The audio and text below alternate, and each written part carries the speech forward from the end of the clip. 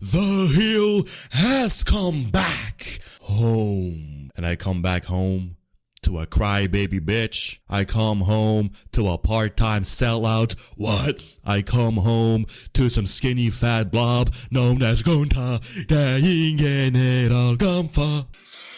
Där ingen är all comfort. Dum dum dum dum dum dum ying ying ying ying ying ying ying ying. Oh, cut that crap out. Cut that crap. You know what I'm saying? This is the state that we find ourselves in the WWE, my brothers and sisters. Our world heavyweight champions are both crybaby bitches, my brothers and sisters. You go ahead and you look at CM Punk and like he's sitting there crying on literally the tribute show of like John Cena, right? Like the tribute segment that they made, like the video back. Oh my God, John Cena is everything that the WWE stands for. And then like you cut to CM Punk, right? And then he's over there like glazing him. And then you cut to Cody Rhodes. He's actually crying, right? And he's cried before, right? He's cried before. Oh my God, I can't give this title to my father, but I give it to my mama. My mama. Shut your mouth, you goofball. You know what I'm saying? And then he's sitting over there, right? Hovering over the apron on like Cena's retirement, and he's over there crying, and he's giving an interview to like Jackie James or whatever the hell her name is, right? And it's like, oh my God, he did it so perfectly. This is all like, bro, is this your moment or what? You know what I'm saying? Like, is this your moment or what? You know what I'm saying? You gave the titles to him. You know what I'm saying? John Cena, he did a little like, corner to corner with the titles. You take the belts and you take your jabroni asses backstage and you shut the hell up. You damn clip farming buffoon, bro, all right? This is the problem that I have with the WWE today. Everybody, bro, acknowledges the fact that what once was can never be again.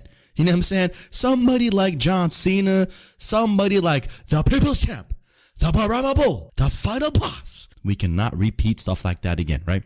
And that is why only 2-3 years ago, we had literally Stone Cold Steve Austin come out of retirement and whoop on Kevin Owens, right? Kevin Owens, oh my God, he's such an athlete, bro. Have you ever seen Kevin Owens move around in that ring? Oh my God, he's like 5'10" with a pop belly and like fucking pimples in his underarms. You know what I'm saying? Little boiling cysts in his damn armpits, but he can do a swanton bomb and he wears his singlet so his ass crack doesn't show.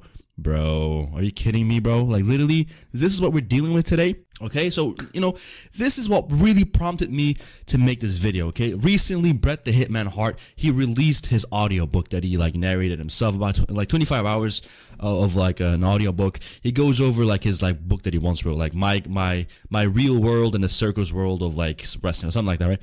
And I'm listening to it, I'm, like, 15 hours in, I'm like, damn, man, like, this is, like, like, this is what wrestling is, my brothers and sisters. Honor, integrity, kayfabe. Like, the thing is this, right? We all know wrestling is fake. And the problem is back then, right? Everybody would die to keep it alive. And the problem is this, right?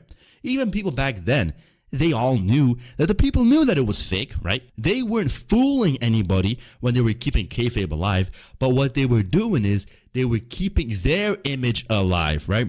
Do you not think people like The Rock came out of that same like era, right? Why is it that The Rock came out of the same era as Bret Hart and he's still today the biggest star in the WWE, right? You know what I'm saying?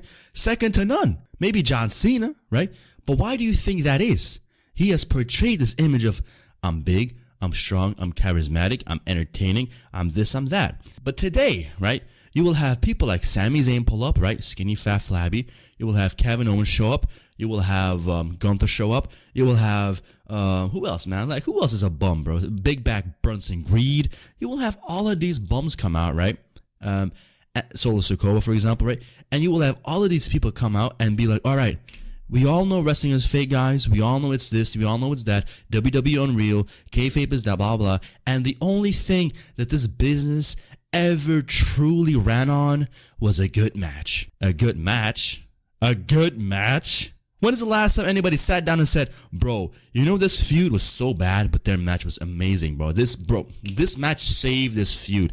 Nobody, bro, I do not remember an entire match beginning to end.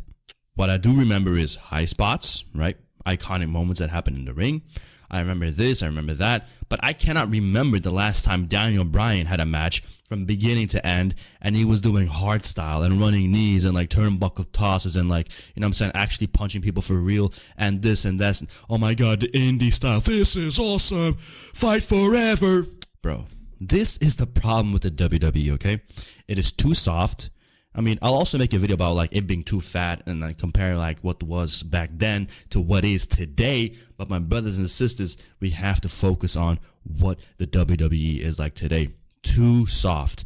All right, we've covered the mentality of today's wrestlers, right? You know, kayfabe is dead. All they really care about is a good match. It doesn't matter if I come in at 5'10". I don't know. The heel's advocate is 5'11", my brothers and sisters. You know what I'm saying? I'm not over here like some 6'5", like fucking super giant, right? But nonetheless, I do acknowledge what is visually the thing that got us into wrestling. It isn't female wrestling. It isn't the idea that, oh my god, now finally, we have 3 hours of WWE SmackDown and 1.5 hours will go to the men and the other 1.5 will go to the females. Finally, this is what made wrestling great. We will have fight forever. This is awesome. No, my brothers and sisters, we all know. Look, you and I, we both know, right?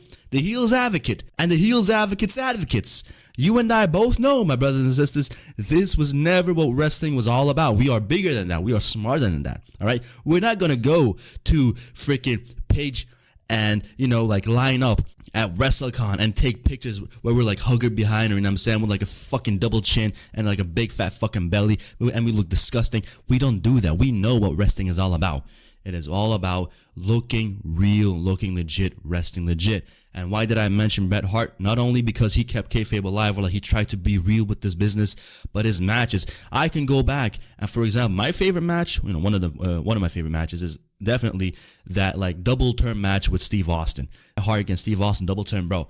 That match, it was hard hitting, it was snug, everything looked for real. And nowadays, right, you go on WWE programming. Of course, I love new talent. Javon Evans, great.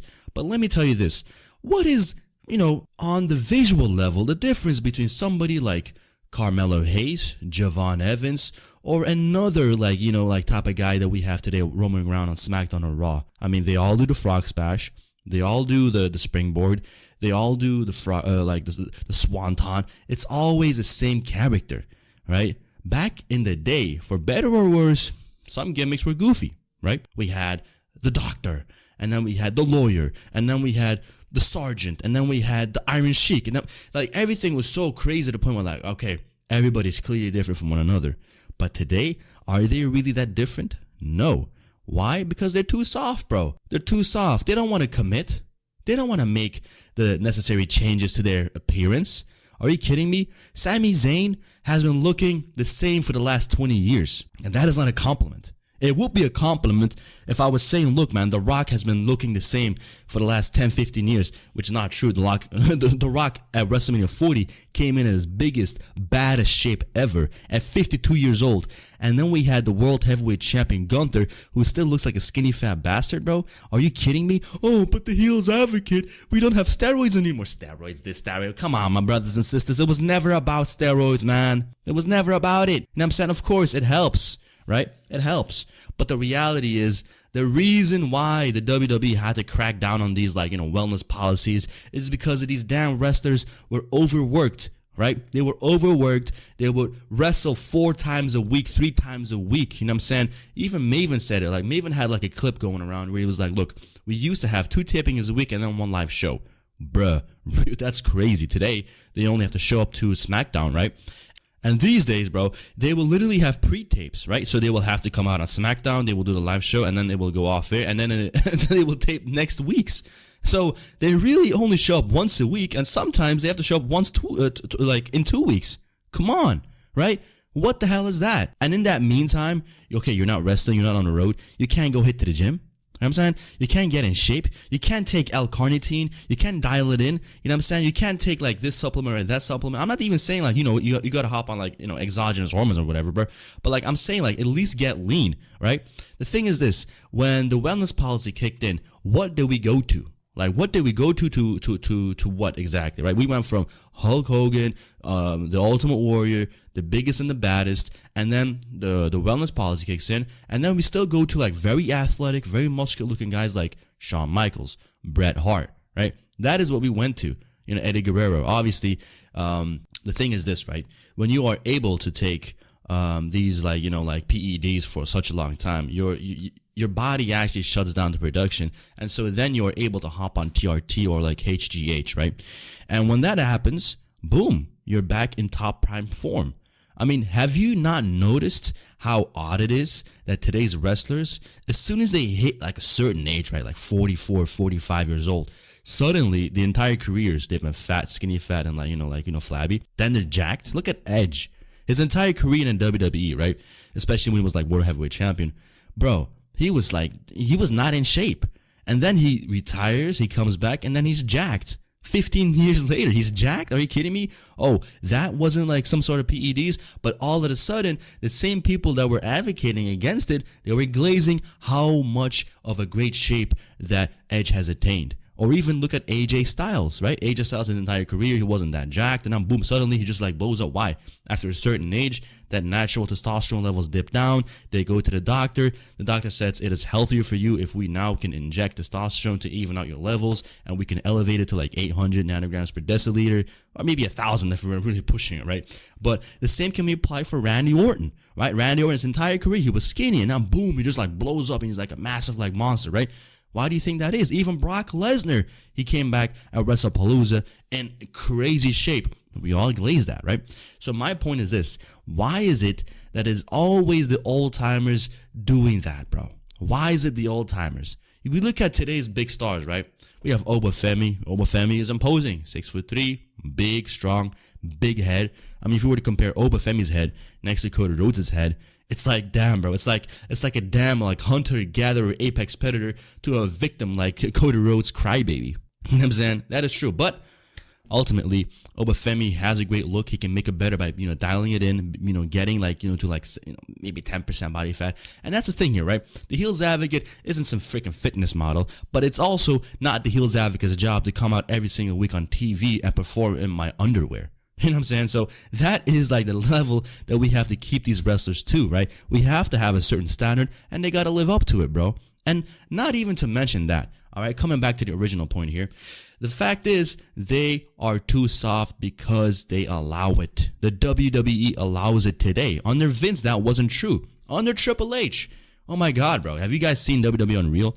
Like this one segment between Tiffany Stratton and Charlotte Flair. Right, they're going back and forth in the promo. They're kind of missing their lines, and I'm not gonna lie. Tiffany Stratton made her match against Charlotte pretty important, in my opinion. Her match and then John Cena versus Cody Rhodes. Those were the two matches I actually look forward to. Nonetheless, in that promo, she goes on and says, "Look, Charlotte, you're talking about title wins, 3-0, 4-0, all of this, but you're 0-3 in real life and marriages. You damn rag. You're 40 years old and you're trying to still compete here. How about you go build up a family, you dumb ugly."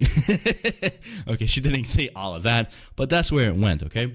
And then they walked backstage. Clearly, Tiffany Stratton went off script, and Triple H is like, "No, this is not okay. We can't. We gotta let Tiffany know that this is not okay." And then like Tiffany goes, well, you know, backstage, and then like, you know, Triple H confronts like, "No, we can't do that. Charlotte, come here, blah blah blah," and they're talking, and it's like, bro, first of all, that segment was good. That lead up to WrestleMania was good. I really bought into like the fact that she, you know, she did like a shoot style like promo, and you know, obviously that match at WrestleMania was entertaining. She got over, boom, everything was cool. But then I look at that WWE Unreal tape, I'm like, damn, bro, even that was like immediately like covered over and like, you know, like whatever. It's like, come on, bro, are you kidding me? That is what Triple H does. Immediately, like, you know, put the fire on, like put water on the fire and like try and dim it. And it's like, bro, isn't exactly one of the biggest storylines of all time under WWE Lita and Edge versus Matt Hardy? A real life breakup. And what did Vince McMahon do? He didn't say, "Oh, Matt, Lita, you're a damn whore, man. Like, Lita, you're you're tripping, Lita. Like, how dare you betray your like longtime boyfriend for Edge? For that type of like unloyalty, I gotta fire you, right? He didn't do that. He said, Lita, I love it. I love you're such a freaking skank. I love it, Lita. Oh man, Lita, we're gonna make so much money off of you, Lita. I just love it. Oh man, you know what I'm saying? That is what Vince McMahon did, and what happened? They had on-screen feuds. They had like, freaking like Edge and Lita in the middle of the ring. They had a bed, and then they did the deed. Like, you know what I'm saying? I can't go into details. You know what I'm saying? That's what Vince McMahon had him do. And to top it all off, Vince McMahon had Matt Hardy lose. You know what I'm saying? There was not even like justice in the situation, my brothers and sisters. That is what Vince McMahon did. And like, I'm sure there are many more examples like this, but Triple H can't even take a little shoot style interview. Why? Because he wants to like run this like he did NXT. You know, he wants it to be fight forever. This is awesome, like a freaking mark, right? That is the problem here. Triple H never created a star. Triple H never made a big time deal out of anybody. Triple H, for some reason, all of the big stars that Vince McMahon loved and pushed and created, like Drew McIntyre, what's he done with him, right? The first autonomous, legitimate, without Vince McMahon at all, PLE, what was it? It was the Clash at Castle 2023, I believe, right? Roman Reigns, Drew McIntyre. This was the guy, right? This was the guy Vince McMahon built, right? He had him be the chosen one. He had him beat Goldberg. He had him beat Brock Lesnar for the title at WrestleMania. Obviously, it was, in front of an empty arena. But he goes out there and he creates a big star out of him, right? He was fired. He comes back. He's jacked up. Boom. He's the top guy now. Top babyface. Then we have him go in there at Clash at Clash at the Castle. And he gets jobbed out, bro. He gets jobbed out because, like, I believe, like, Solo Sikoa debuted that day. And as if that wasn't enough, right? He gets screwed out of that victory. And the Bloodline walks away with the titles. And then Triple H orders Drew McIntyre to keep, to go back into that ring and sing karaoke with Tyson Fury. Wow. Wow. Right? And how about maybe like Roman Reigns, for example, right? Roman Reigns was clearly like the top guy for Vince McMahon for the last 10 years, arguably so, right? Without a question. And what does Triple H have him do? He has him lose to Big Back, Big Fat, Big Mac, Big Back Bronson Reed, bro. Really? Right? The question becomes, why did he even have to have a match against that guy? If we were going to look at the entire calendar year of 2025, Roman Reigns had literally like one match, and that was at WrestleMania, okay? And then he has a tag match at SummerSlam. Then he beats Big Back Bronson Reed in Paris. Then he loses against him in Australia, right? At like Crown Jewel in a no DQ match. It's like, all right, we all know it's a no DQ match so that like he can get screwed out of the victory, okay? Come on, it's as real as that. And then Triple H has him go out there and like be in the War Games match, and then he's gone again. Bro, is this not like mismanagement? Is this not but Deal's advocate Roman Reigns has like limited amount of like scheduled dates and this? Exactly. That is exactly the reason why he shouldn't be freaking wrestling against Big Back Greed and like what else have you, bro? This entire year is 1 year less that we're going to see from Roman Reigns, right? And we're going to waste it on this? Come on, man. And this is the problem here, right? This is the problem with Triple H. Too soft, too inconsistent, he doesn't know what the hell he's doing. For example, right? Let's talk about CM Punk, for example, here, right? The fact is, how can the roster be hard when Cody Rhodes is a crybaby? But at the same time, how can they be hard when the supposed hardest guy ever, right, in WWE history, the guy that, stood up and was the voice of the voiceless, and, he shoved it to corporate blah, blah, blah, CM Punk, right? The guy who cuts the pipe bomb, the guy who is never satisfied, the guy who always goes over and beyond to prove his point and stand behind his words. He goes away from the WWE. He says Hunter is going to take over the creative, the WWE, whatever, and is going to get ran into the ground. Proven. The fact is, the buy one, get one free main event, aka main event night one at WrestleMania, is a fake main event. That is true. But isn't he also the same guy that was bugging at WrestleMania 28, 27, 29, whatever the hell it was, when he wrestled against The Undertaker, and he was supposedly like the world champion or like whatever, right? And he was a co-main event, and he didn't like that. He said the real main event is the guy that ends off the show, right? The last match on the card. If that is not me, I am not the main event. So WWE, Vince, Triple H back then, right? please don't try and come at me with that fake BS, okay? Don't come at me with that fake BS. I'm not buying it. Fast forward 10 years later, WrestleMania 41 rolls around. It's night 1, and this damn buffoon, right? This damn jabroni is literally on camera crying and hugging Triple H and crying in his arms. Oh my God, never forget who you are, Punk. Never forget this. You are always the main event. This guy has never main evented anything in his damn life. When he was even the world champion, he didn't main event anything. John Cena main evented more, and he wasn't even champion. That's the reason why he was so butthurt. But now he goes on these random podcasts and he says, I don't care anymore if I'm the first or the last one. You're a fraud. You are a fraud. You are just soft, bro. What happened to you, bro? I mean, when you came back, when CM Punk came back, that was the moment to have a great reset. That was the moment where we could have all had, oh my God, the moment of reckoning is here. Finally, the real, OG is back, quote unquote, right? He's going to come back in here. He's going to challenge Roman. He's going to do this. He's going to get the WWE title. But no, instead he comes back and he has to wrestle against Seth freaking Rollins. And this guy is happy about it. Are you kidding me? Seth Rollins? I mean, come on, bro. The fact is Seth Rollins is such a non-existence in my mind, on the roster at least, to the point where I didn't even mention him. How do we have, we can talk about Cody and Punk being crybabies, but how do we have the World Heavyweight Champion Seth Rollins come out every single week in leggings, see-through skirts, see-through shirts, and carnival costumes and high heels, and being freaking fruity, bro? Is this supposed to be legit? I mean, how can anybody that goes to these shows look at Seth Rollins and say, wow, this is legit? That is the point. You can't say, oh, but the heel's advocate. It's not about being legit. You're so old time, bro. All you want to see is 6'4", 6'5", 205 pound, single digit body fat, muscular bodybuilders go at it. Yeah, duh, first of all, lol. You know what I'm saying? Obviously, you know what I'm saying? But other than that, the reality is, the reason why I wanted that is because those individuals in the ring would actually portray the fact that they could whoop your ass, right? I cannot go to Brock Lesnar and think, man, I can whoop your ass, bro. No. You know what I'm saying? He'd probably break me in half, probably, you know what I'm saying? But if I walk up to Sami Zayn or Kevin Owens or Seth Rollins, I'm like, bruh, these guys are just jokes, you know what I'm saying? And that is the guy carrying your, title, carrying the World Heavyweight Championship.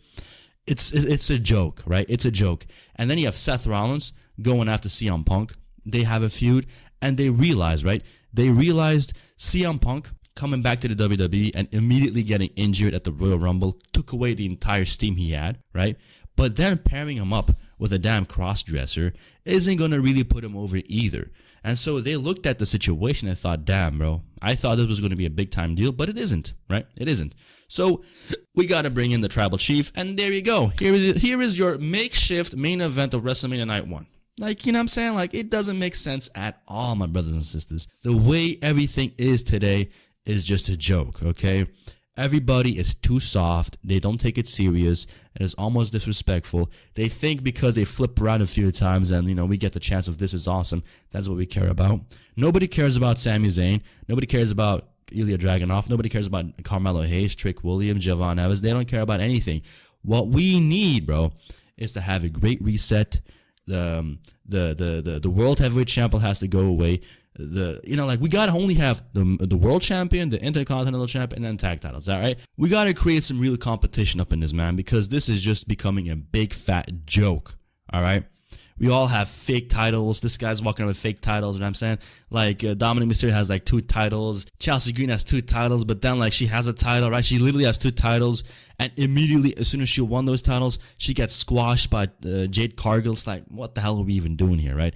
Everybody's too soft. Nobody says anything. They get their paychecks, and then they move the hell on. That is the biggest problem here. Even the next big thing, supposedly, Braun Breaker, he's booked, or he's touted as the guy that's going to one day main event WrestleMania, and he's supposed to be this unhinged monster, and every time he's on screen, or every time he has this little glimpse of being unhinged and uncontrollable and being a freaking monster, which is the way that he should be booked, we immediately have this high BMI ogre, Paul Heyman, breathing down his neck, saying, oh my God, now is not the time. Now is not the time. Are you kidding me, Braun Breaker? Why are you even listening, bro? Are you actually the leader of the division or not, bro? You know what I'm saying? Come on, right? You look weak. You turn on Seth Rollins, you walk away with this title. The following week, you come back to Monday Night Raw like a good little boy, and you give that title back to Adam Pearce. Are you kidding me? First of all, you can do two things. You can say shove it to Adam Pearce, you can spear him, you can break him in two, and walk once again away with the World Heavyweight Championship, or simply put, you don't show up. You don't show up to Monday Night Raw. And you just keep the title, you keep posting pictures on Instagram or whatever, right? And you get real heat. That is what you could have done, but you didn't, did he? Right? Even the guy who wrestles like a freak, who is quick, fast, explosive like Braun Breaker, he doesn't even have that edge to him. Because why? He's got to be like contained in his little box. You can't go outside of this little box that Triple H created, right? You can't go out of it and be your own man. God forbid you do that, right? Look at Karrion Kross. He got over himself, immediately buried, right? Like R-Truth. Bring back truth, bring back truth. Oh my God, you know what I'm saying? Big pop, everybody's happy, and then boom, he's back to being a goofball, right? And it's like, one thing I want to talk about as well. Did you notice every single time this thing happens where like there's like this massive like, you know, like fan demand or whatever, all they do, and it started with CM Punk. CM Punk, after the chamber, he comes out on Monday Night Raw, he hops on the table, right, like the announcer table, and he cuts a promo, right? And I was like, oh my God, this is like so weird, like instead of the ring, he's on the table, oh my God, like shoot style, cool, pipe bomb, right? And then he cuts his promo, The Rock, you're a bald fraud. I think it was talking about the wrong bald fraud. It should have been Triple H, but nonetheless, he goes out, he talks, Cena, why did you turn heel, blah, blah, blah. And then Seth Rollins comes out. Way to kill his momentum. For example, R-Truth comes out, and he cuts like the last two dreadlocks he has on his freaking bald head. And he's like, oh my God, he's finally like, oh my God, it's so crazy. Like, Ron Killings is here. 2 weeks pass by, and he's back to being a goofball. What the hell?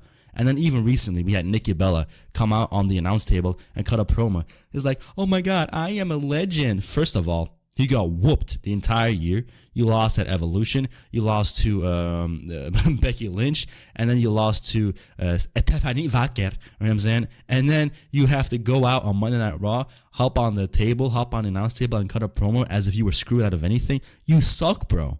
All right? You literally suck. And this is the thing. This is the problem. The WWE is too soft to the point where they think that putting somebody on the announce table is like this, oh my God, it's revolt time. The revolution will not be televised. You know what I'm saying? Come on, man. It all sucks. It's all a goofball. Cody is weak. CM Punk is damn soft. Everybody else is done. John Cena is retired. The last time is over. We're going to go head into 2026, and we're looking at Sami Zayn as one of the like big potential winners of the Royal Rumble. Are you kidding me?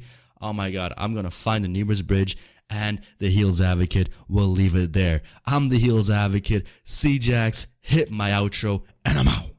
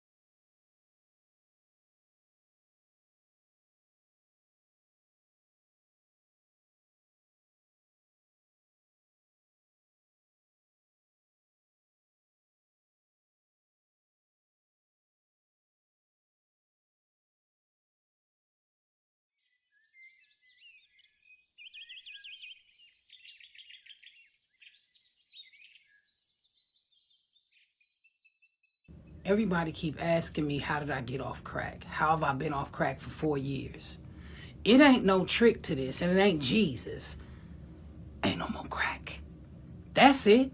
All you got now is, or meth. I ain't doing neither one of them motherfuckers, all right? I am a traditional crackhead. I used to take lawnmower motors out of lawnmowers and put them in your car and get it started. You hear me? Like, you could get a whole living room set from me at 3 in the morning. I am that type of crackhead.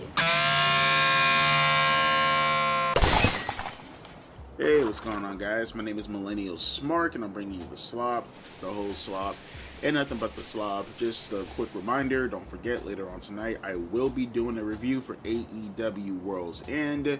We'll get to that when we get to that, or if you're watching this video in the future, it'll be located in the pay-per-view review list somewhere on my homepage.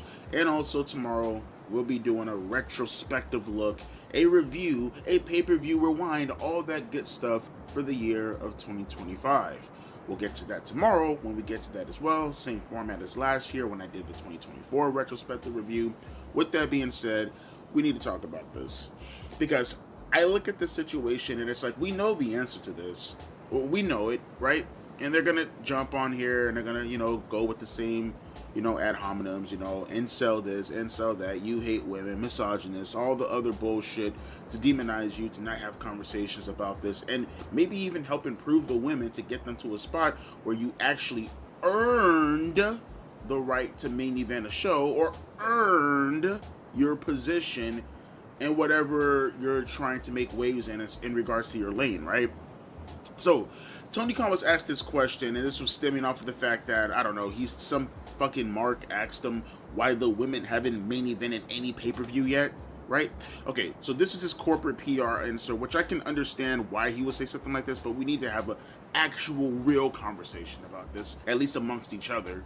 He said, it's very potentially possible. It has to be the right match, the right situation, at the right time. If there were ever two that could do it, it would be the two you mentioned, Khan said, referring to Mercedes Moné and Toni Storm. But there's a bunch of other candidates for it as well, right? And then they started to talk about the All In show at Texas and all that stuff. And Tony Khan remarked off of that, right? He said, that was a main event caliber match. And it really felt that way. And it was presented as one of the main matches on the card, he explained.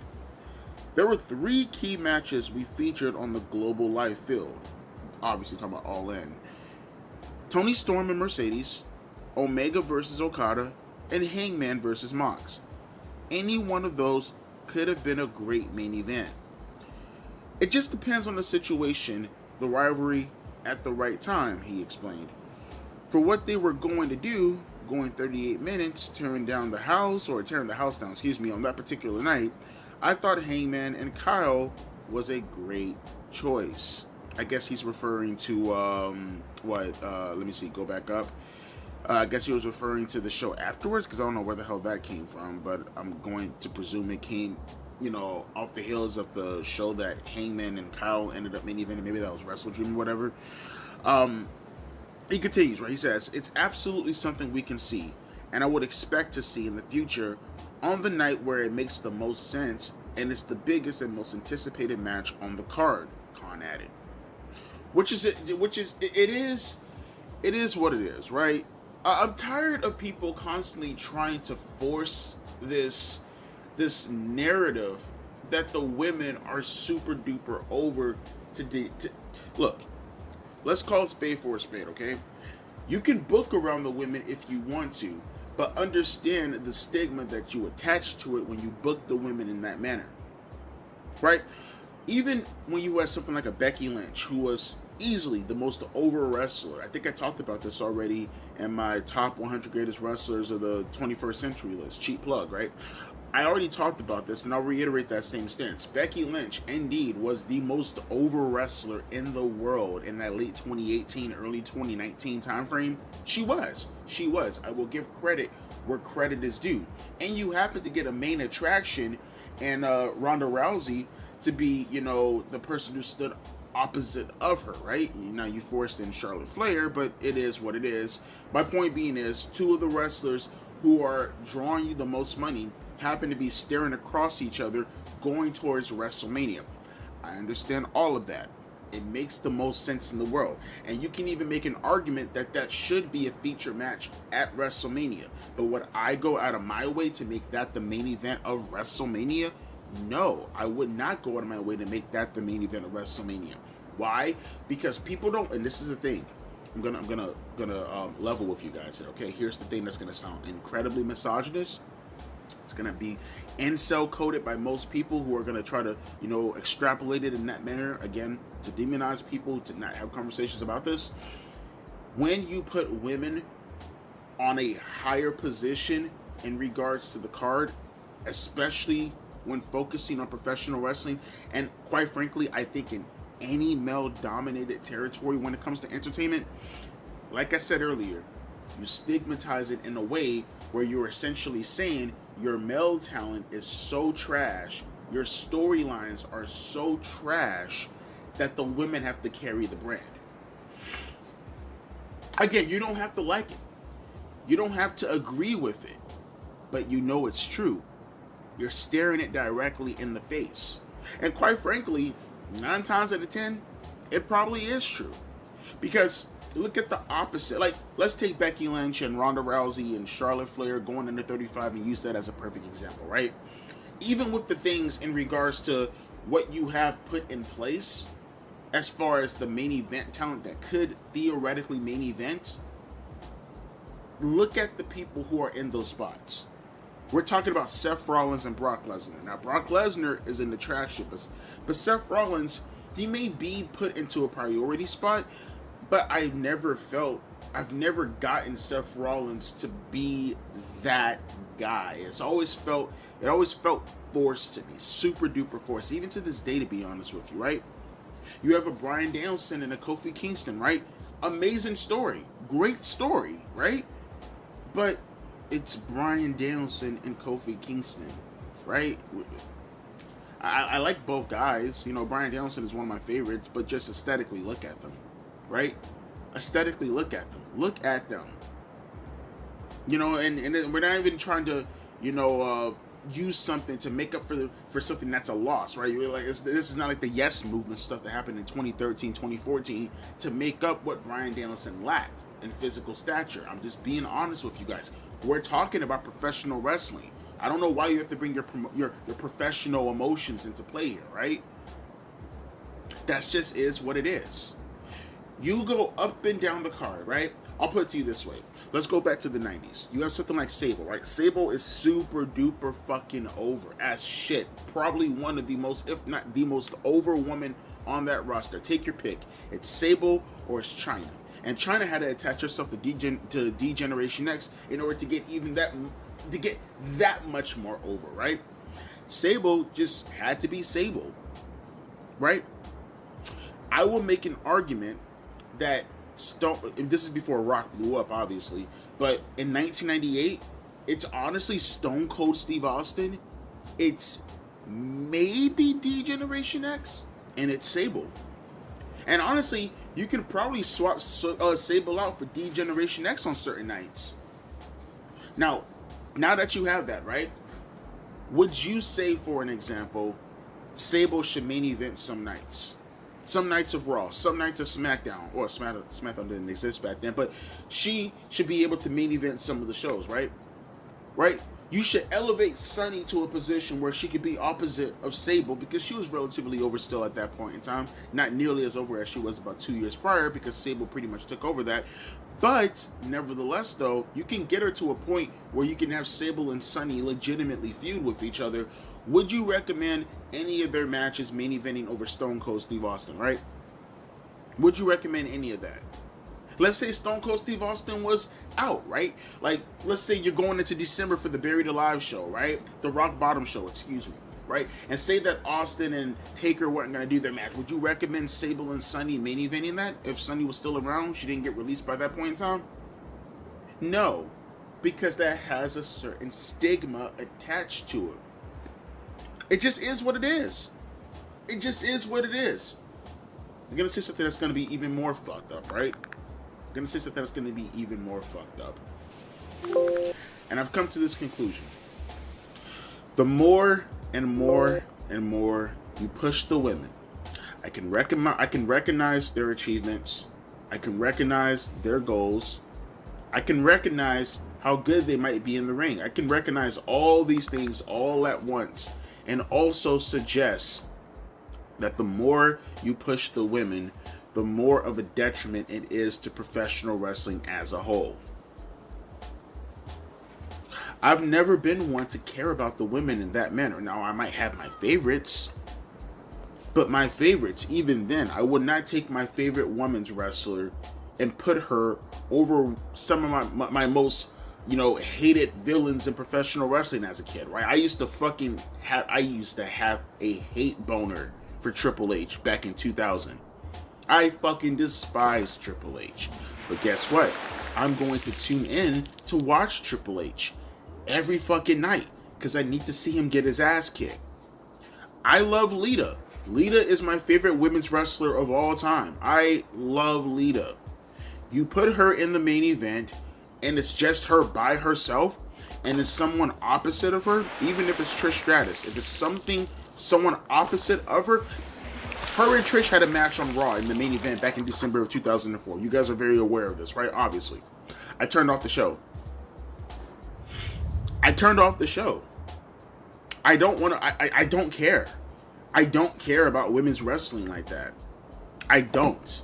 And if you don't believe, especially with the lack of focusing strictly on sex appeal, if you don't believe that so many people have tuned out professional wrestling because you want to be politically oriented by consistently trying to push this, this equity nonsense when it comes with women and suggest that them being on par with the boys, which is absolutely not fucking true in any shape or form.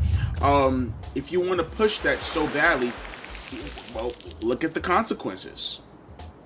If you don't think that has not been a contributing factor to why wrestling is in the shape that it's in right now, because of this mindset of consistently trying to put your politics within professional wrestling by suggesting that the women should get a shot in every goddamn criteria that has to do with the men, we have, and here's the thing that kills me also, it's not as if we don't have women promotions. It's not as if we don't have Stardom. It's not as if we don't have Shimmer. If you're so confident in your abilities as a woman to actually carry a brand or carry professional wrestling, then go start your own promotion. Start your own promotion and let's see how you do in that promotion. Let's see how well you do trying to force the same narratives that you're trying to force the same standards into mainstream professional wrestling. Let me see you take that same attitude. Let me see you take that same plot armor, if you will, right?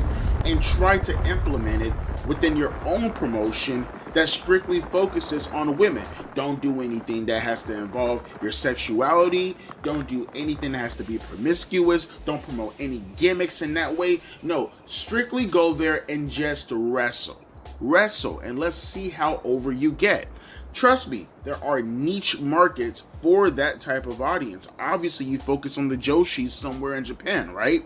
Obviously, you have a lot of people who focus on that stuff within the IWC. But notice, as far as a mainstream audience is considered, no one gives a fuck about that. And this is no disrespect to the Joshis, right? I personally have a fondness for the Joshis. I think they're very good. I think they're very talented, right?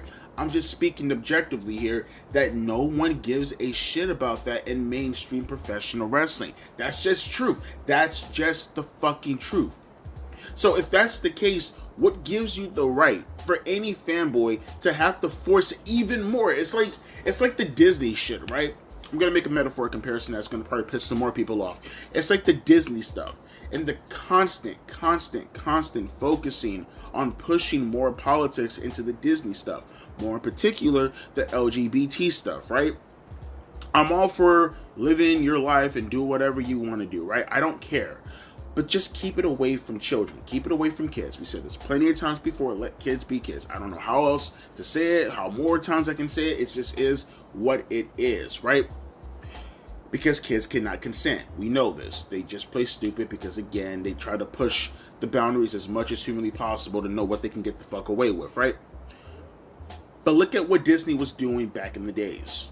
Never mind the 40s and the 30s and the 50s and their golden age. You can even come to the most recent boom period, the Renaissance era, right? Starting off with The Little Mermaid in 1989, right? Going all the way to probably arguably Toy Story 2. Not Toy Story 1, Toy Story 2. Hell, I might even argue you extending that to The Princess and the Frog in 2008, nearly 20 years after The Little Mermaid, right? We're talking about a huge Renaissance period in Disney, right? Movies up the wazoo, they are hitting on everything. They cannot do any wrong. And that's coinciding with the Disney Channel and them doing even more stuff in that realms over there in that area, right? And now they have to go out of their way because they've done so much to get so much goodwill. Well, we've actually earned this goodwill to the point where we can push shit that is actively divisive as fuck. And it's like a 90-10 issue that you're trying to push that's divisive because you feel you can get away with it because of what your name cultivated already within the business of entertainment. And you're taking advantage of your fans, and then look what happens when you do shit like this, right? It's not just the LGBT stuff, it's the race swapping stuff also. Look at The Little Mermaid, right?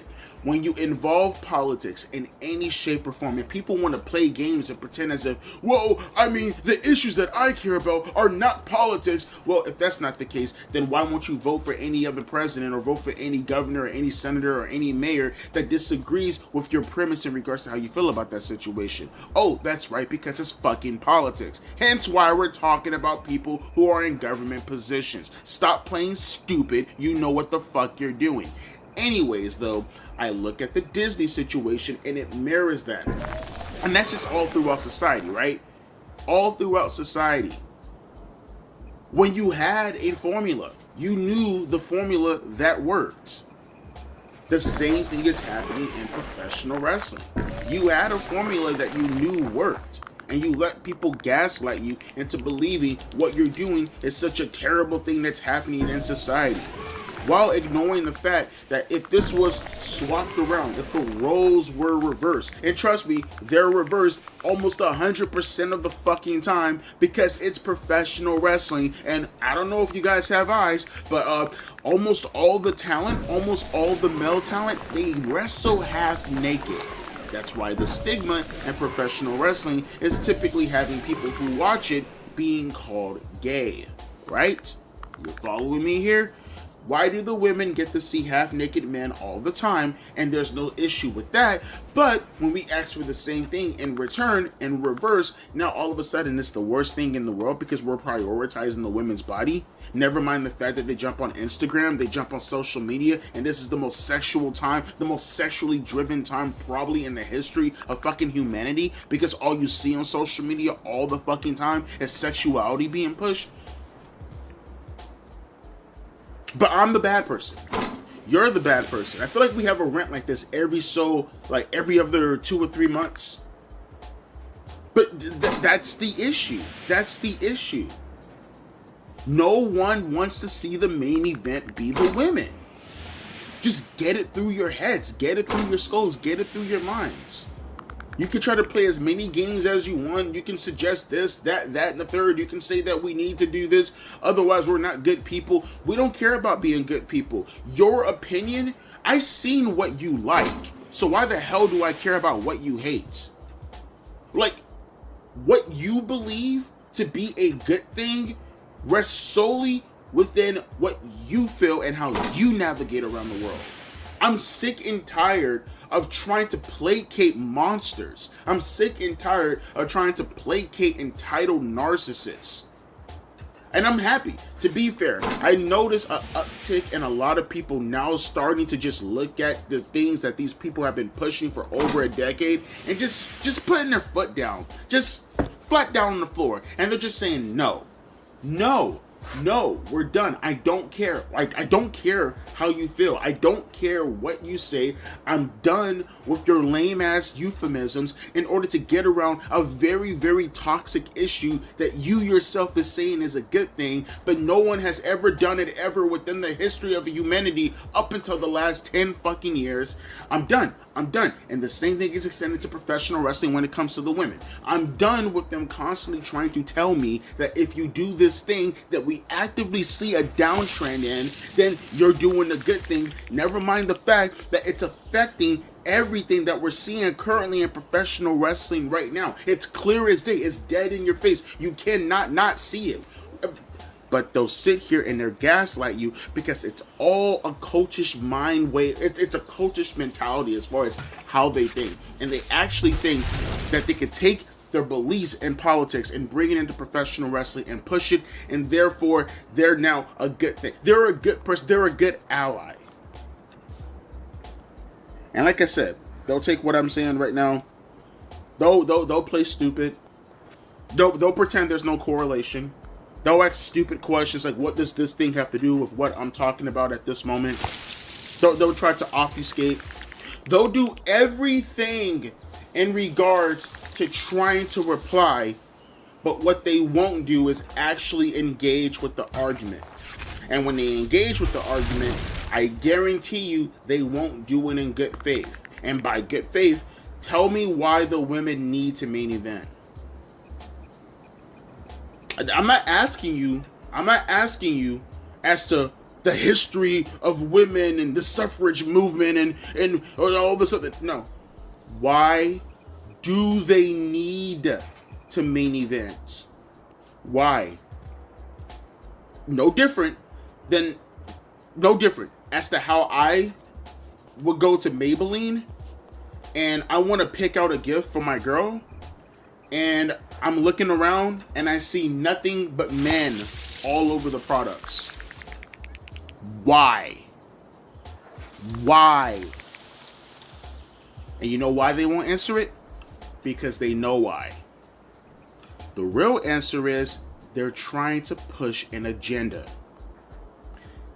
Always has, always will be. They will never answer you because the true answer is that they're evil. Not evil in the sense of the activity that they're actually currently pushing. In some cases, yes. Actually, in most cases, yes. But evil because they're being manipulative. And because they're lying. And being manipulative and lying is evil. That's why they won't engage with it. Because that's where it comes down to all when it's all said and done. And I'm not going to fall for it. And I'm done falling for it. And I'm not going to keep pushing the same bullshit over and over again. Like I said, objectively, I'll recognize certain things. I'll say certain things. And yeah, if that's what you want to push, like I said, we'll play that game and I'll focus on it. Just like I did with my 100 greatest wrestlers of all time list, right? I don't have to like the fact that you push the women throughout the entire fucking 21st century and the way of how you've been pushing them. But if you're going to push them, then I guess I have to objectively focus on them and then position them in the correct manner, because that's what's actually taking over professional wrestling at the moment. But to sit back and suggest that it's a good thing, no, it's not a good thing. It's not. It's just simply not. Don't believe me. Statistics, they side with me and they don't side with you. And in fact, I guarantee you don't side with you. That's one more thing I'll talk about. I hate these people coming into professional wrestling, not giving a fuck about professional wrestling, ruining professional wrestling by implementing their shitty politics and then leaving. They come in, they burn shit down, and then they leave and take no responsibility for it whatsoever. That's why I call these people fucking activists. All the people who claim to be professional wrestling fans, no, they're not professional wrestling fans, because if they were, they wouldn't be actively fucking ruining it, right? They are activists. Always has been and always will be. But let me know your thoughts down in the comment section below. This went on way too long, way longer than I wanted it to go. Come on, jot it down, type with your fingers, and then use words to post on the screen. I'll be back later on tonight for the AEW World's End review, and then, like I said, tomorrow we'll do the retrospective review. And if you're watching this in the future, homepage, scroll down, it's somewhere. I'll have playlists dedicated to it so you can see it for yourself. As always, my name is Millennial Smart, and I'll be catching you fine folks later. Deuces, and a P, ice.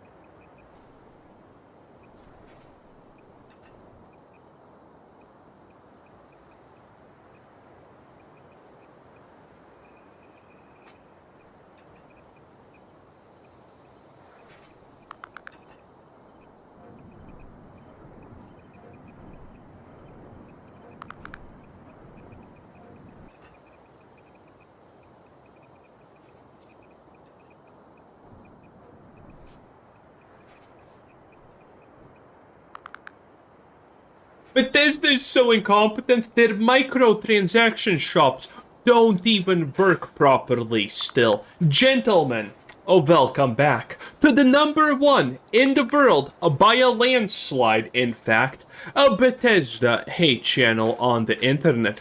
That's right. Anything Bethesda related, anything Bethesda, and I will probably talk badly about it. It has gotten to the point where we can literally make a new original Bethesda bad video every single day because they do not stop with the poor decision making.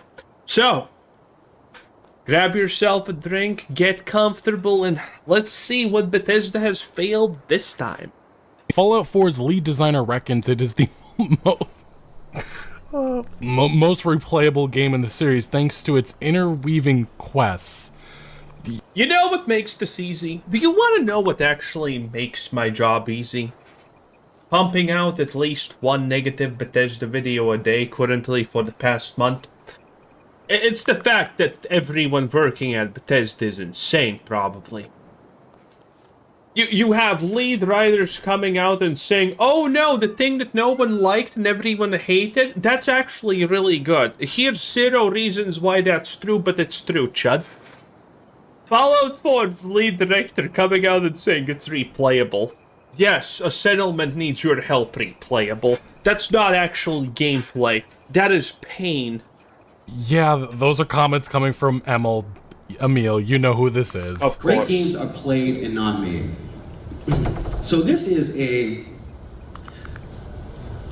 point for the studio. This is one of our mottos at the studio. Pagliarulo also says, at one point I gave a talk about that, and the slide for the talk is just a big bowl of spaghetti, because that's what it felt like.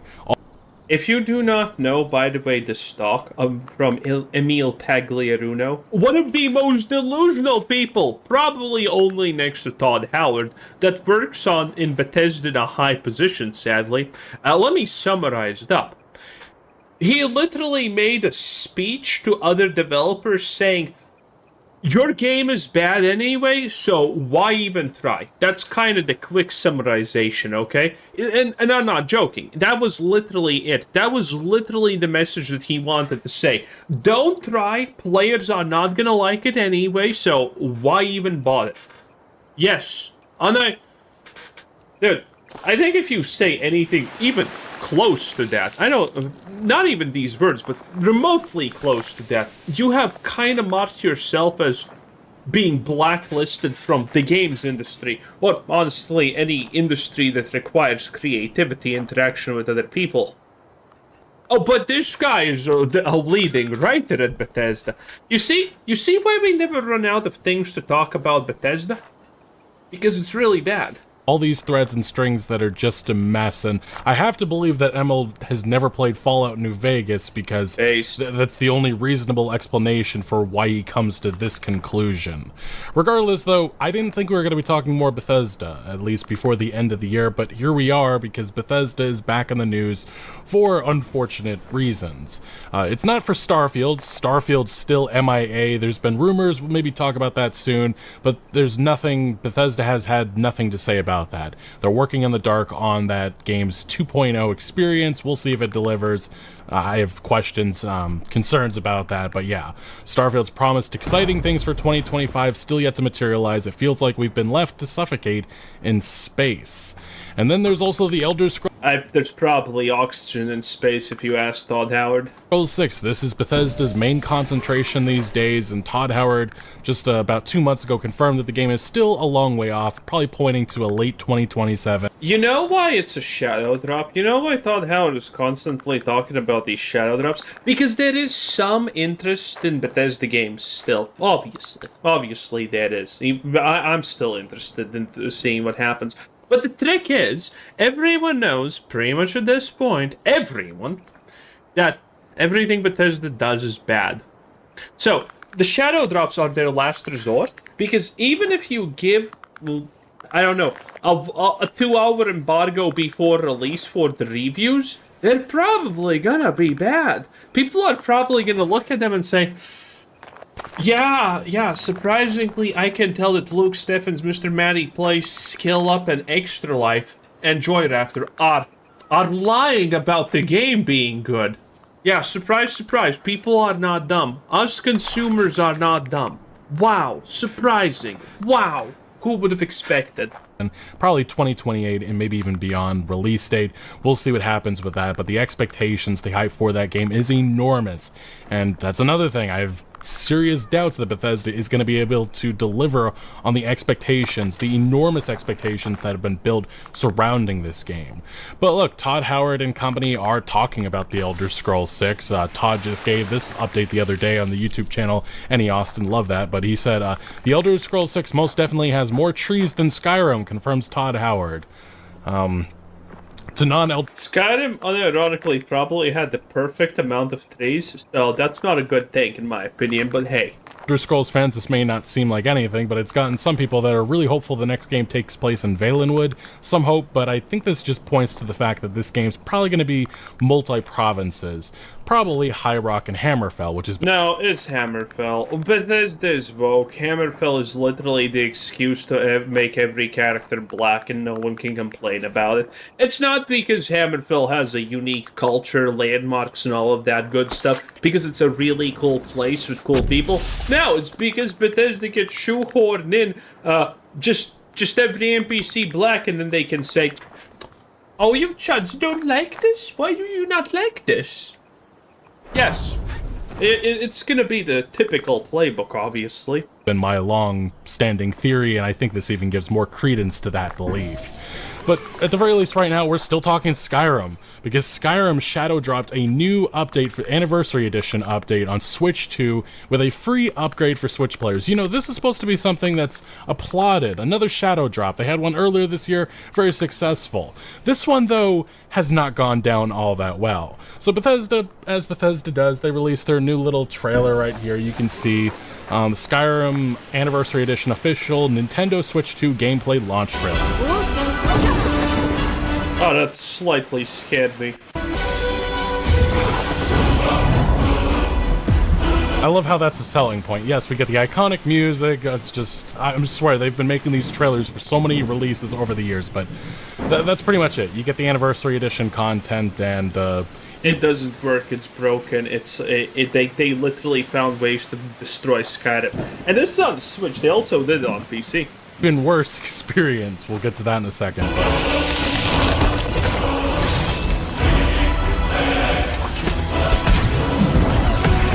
I'm not gonna lie, even the music doesn't actually get me excited anymore.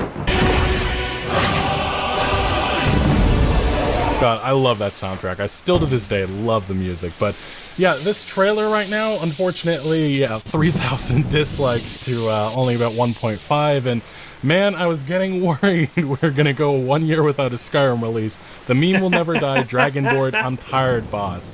Todd Howard said, everywhere. Damn.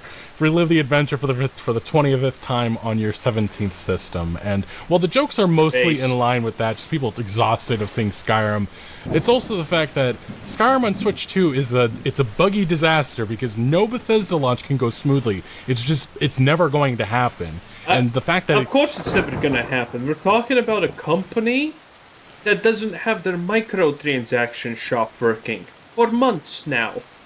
Like there is literally no company more inept than that. Keeps going this way. It still is absolutely unacceptable, but again, it's just become normalized that people do not care about this stuff with this company. Wait, how were dragons ever a threat in Skyrim? How the fuck were dragons ever anything, honestly? They're literally too stupid to fly away when they're injured.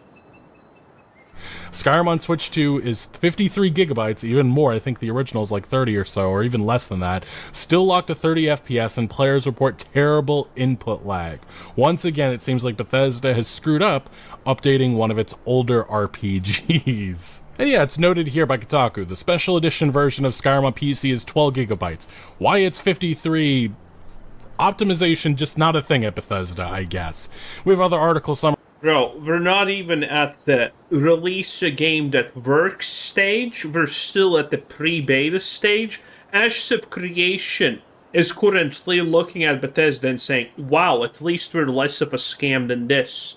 Star Citizen's looking at Bethesda and saying, at least we got out of the alpha.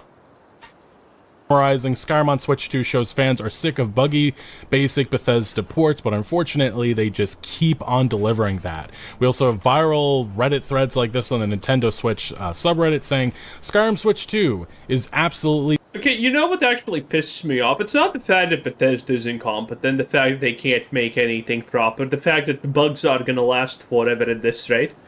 It's the fact that there's people who buy it and then they're like, Soy Pog! It doesn't work! But Bethesda's new release doesn't work! Yes, it doesn't. Obviously, it doesn't. It's a Bethesda game. They can't even copy-paste the game properly. What do you mean you're surprised it doesn't work? Terrible. If you have the physical game and Anniversary Edition DLC, you have to manually delete everything in the game icon, then re-download the base game without the Anniversary Edition DLC to access the free upgrade from the main in-game menu. Because it's not just an update like Hogwarts Legacy, you have to download the whole 53 gigs of data to play the game. Only good point is that you can remove your original Skyrim cartridge now and still play. And then here we get to the main issue. Input lag beyond playability, and I mean worse input lag than online. Yeah, we literally saw this. It's 200 microseconds, so everything has basically 1 second lag when you do something. It's insane. Smash Bros here, and that's just crazy. A single player experience online Smash Bros. There's like a whole second between me flicking the stick and my character moving its head. I won't even speak about 30 FPS for a 2011 game in 2025 on a console capable of running Cyberpunk at 40 FPS. I'll just say that the frame pacing is not even stable, but the best part is my game crashing after less than 10 minutes. Pure Bethesda experience. And that is one thing. The comparisons do have to be made between other developers and Bethesda, especially in the RPG, arena. Because yes, every time I see Todd Howard, the first thing I notice is how short he is. I love the fact that it has gone to that point in my life. Cyberpunk 2077, just put that into your mind, the graphical complexity of that experience in a game that... You can tell that this woman, this woman right here, probably needs a baby seat to see past the steering wheel, and Todd's still lower. Came out in 2011. The fact that you can run Cyberpunk in a more stable experience on Switch 2 hardware, that's just honestly insane, and again points to Bethesda just not knowing how to optimize these games, and maybe that, falls on their terribly aged, old, outdated engine. Now we do have some gameplay. This is from Nintendo Life, and as you can see, I'll put some of the gameplay volume up. The clear difference you can see here, it's the graphical fidelity. The Switch versus Switch 2, it's quite clear that Bethesda's concentration was on making this visually appealing. Unfortunately, just performance was an... Visually appealing? It's not, though. It's not really visually appealing. I thought it seems in the development of this little free upgrade. Unfortunate, but maybe not too surprising with this company. But that really is the only thing that stands out here. I want to watch the soldiers. Like, it's very clear that's why the size went up from 12 to 53 gigs. Inside the house. Now. Whoa. Yes, Papa. Wait, this is supposed to be a middle-aged setting, and there's an execution happening, and the peasants are like, oh no, you can't watch the execution, little one, you're too young. Bro, they would be cheering. Executions in the Middle Ages were like the one rare thing that the peasantry class actually had to put out their frustrations, okay? Yeah, this is what you get, I guess, here in 2025. You can't get best of both worlds with Bethesda. You either get one or none, it seems. But unfortunately, though, that's not where the issues stop, because Digital Foundry has outlined an even bigger one. This is the one that a lot of people are saying that this is just unplayable. And there has been some updates. We'll get to that in a sec. Like the video right now. It takes less than a second, and thank you for everyone who does. It greatly helps out the channel, and it actually matters. It actually matters. Whatever you like, you do. 2 new people are probably going to see this video, so thank you. Thank you for everyone. I appreciate it. Thank you. And if you think this is important, definitely like the video. It takes less than a second. And it's still a problem. Serious issue. Testing Switch 2 docked this time and averaging 30 samples from a 240 FPS camera, pressing the X button on a Pro controller to jump takes 293 milliseconds to register an on-screen worse. response. This is using a Dose Spectrum ES07D03 monitor that adds 2.3... That's honestly insane. Like, again, you just have to understand, this is an online play. This is a single-player adventure game that came out in 2011. 5 milliseconds of its own display latency, which I've subtracted from all results here. Now, jumping in Skyrim has never been especially responsive, even in the best case on PC, but Switch 2's latency here is at such an extreme that controls end up feeling ridiculously floaty and detached from the player's input. Put another way, Switch 2's reading here is worse than most, if not all, cloud streaming services I've tested in my time at That's Digital Foundry. insane. In comparison, this 293 milliseconds reading adds 90 milliseconds of latency on top of the original Switch 1 version, which comes in at 204 milliseconds in the same crazy. test. By the way, the people play this on the Switch 1, 200 milliseconds. Again, you can literally feel the lag constantly without stop when you're playing this game. That is insane. You need to be deficient to actually play Skyrim on a Switch or Switch 2. This is insanity. And against the PS5's reading of 118 milliseconds, Switch 2 is visibly behind. That's totally unacceptable in my opinion, and if this was any other developer they'd be getting so much hell for it. Because it's Bethesda, it's just kind of shrugged off by the masses. And look, they have released an update. This is something that Digital Foundry... Bethesda's only saving grace when it comes to this stuff is probably the fact that everyone's just tired, except me, to complain about these things. Everyone just knows. It's like, oh, you bought a Bethesda product. Well, of course it's gonna be garbage. Foundry themselves acknowledge Skyrim on Switch 2 has been patched to improve input lag, and the latency numbers have improved. However, unlocking frame rate to do so is problematic, and they released the footage. This is their updated little test version.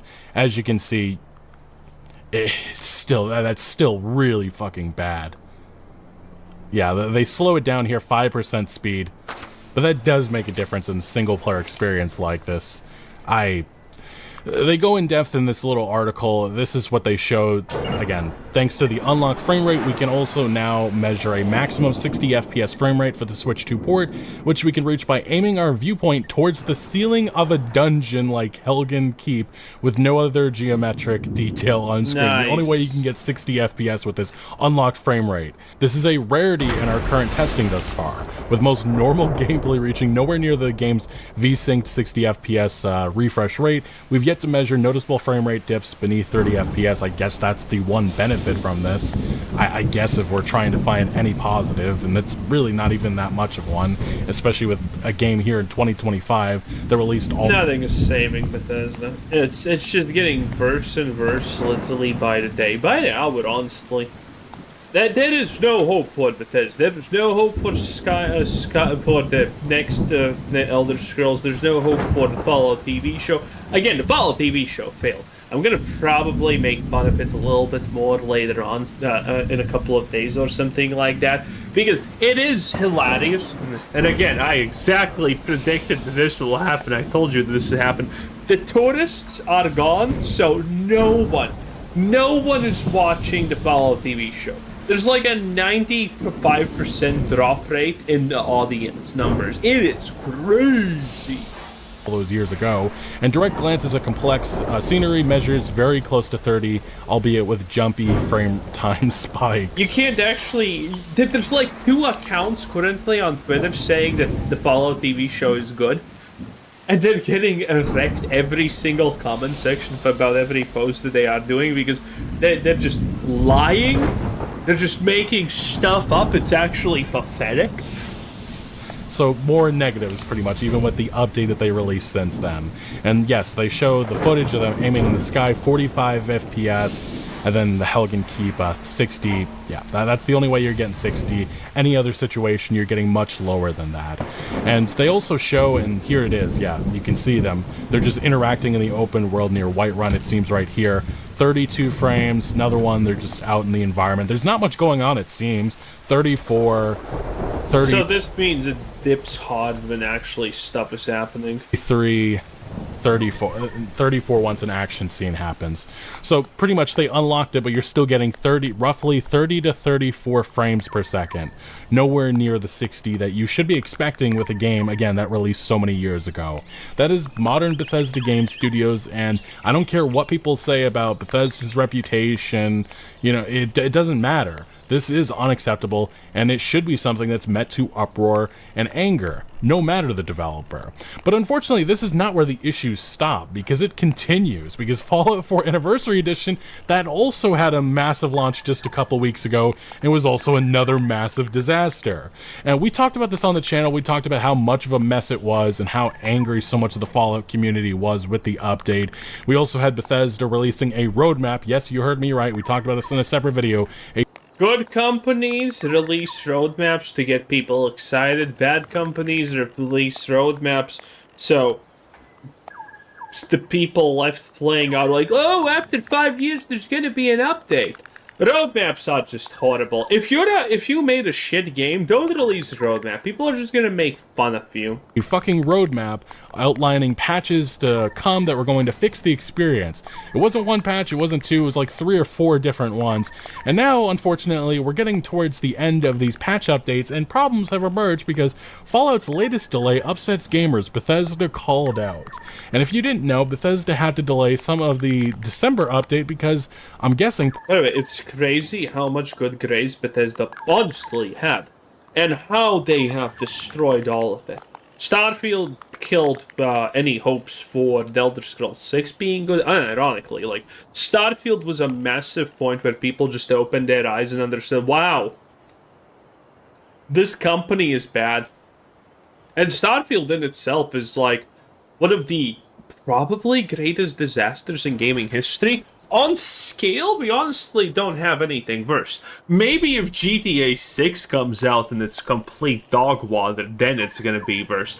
But Starfield had like 33 million players or something like that, like that when it launched. It was a massive number. It was massive in general, and they squandered all of it. All of it. All of it was squandered. Now, if you look at Starfield, no one's playing it. It's the lowest played Bethesda game ever. It is insane.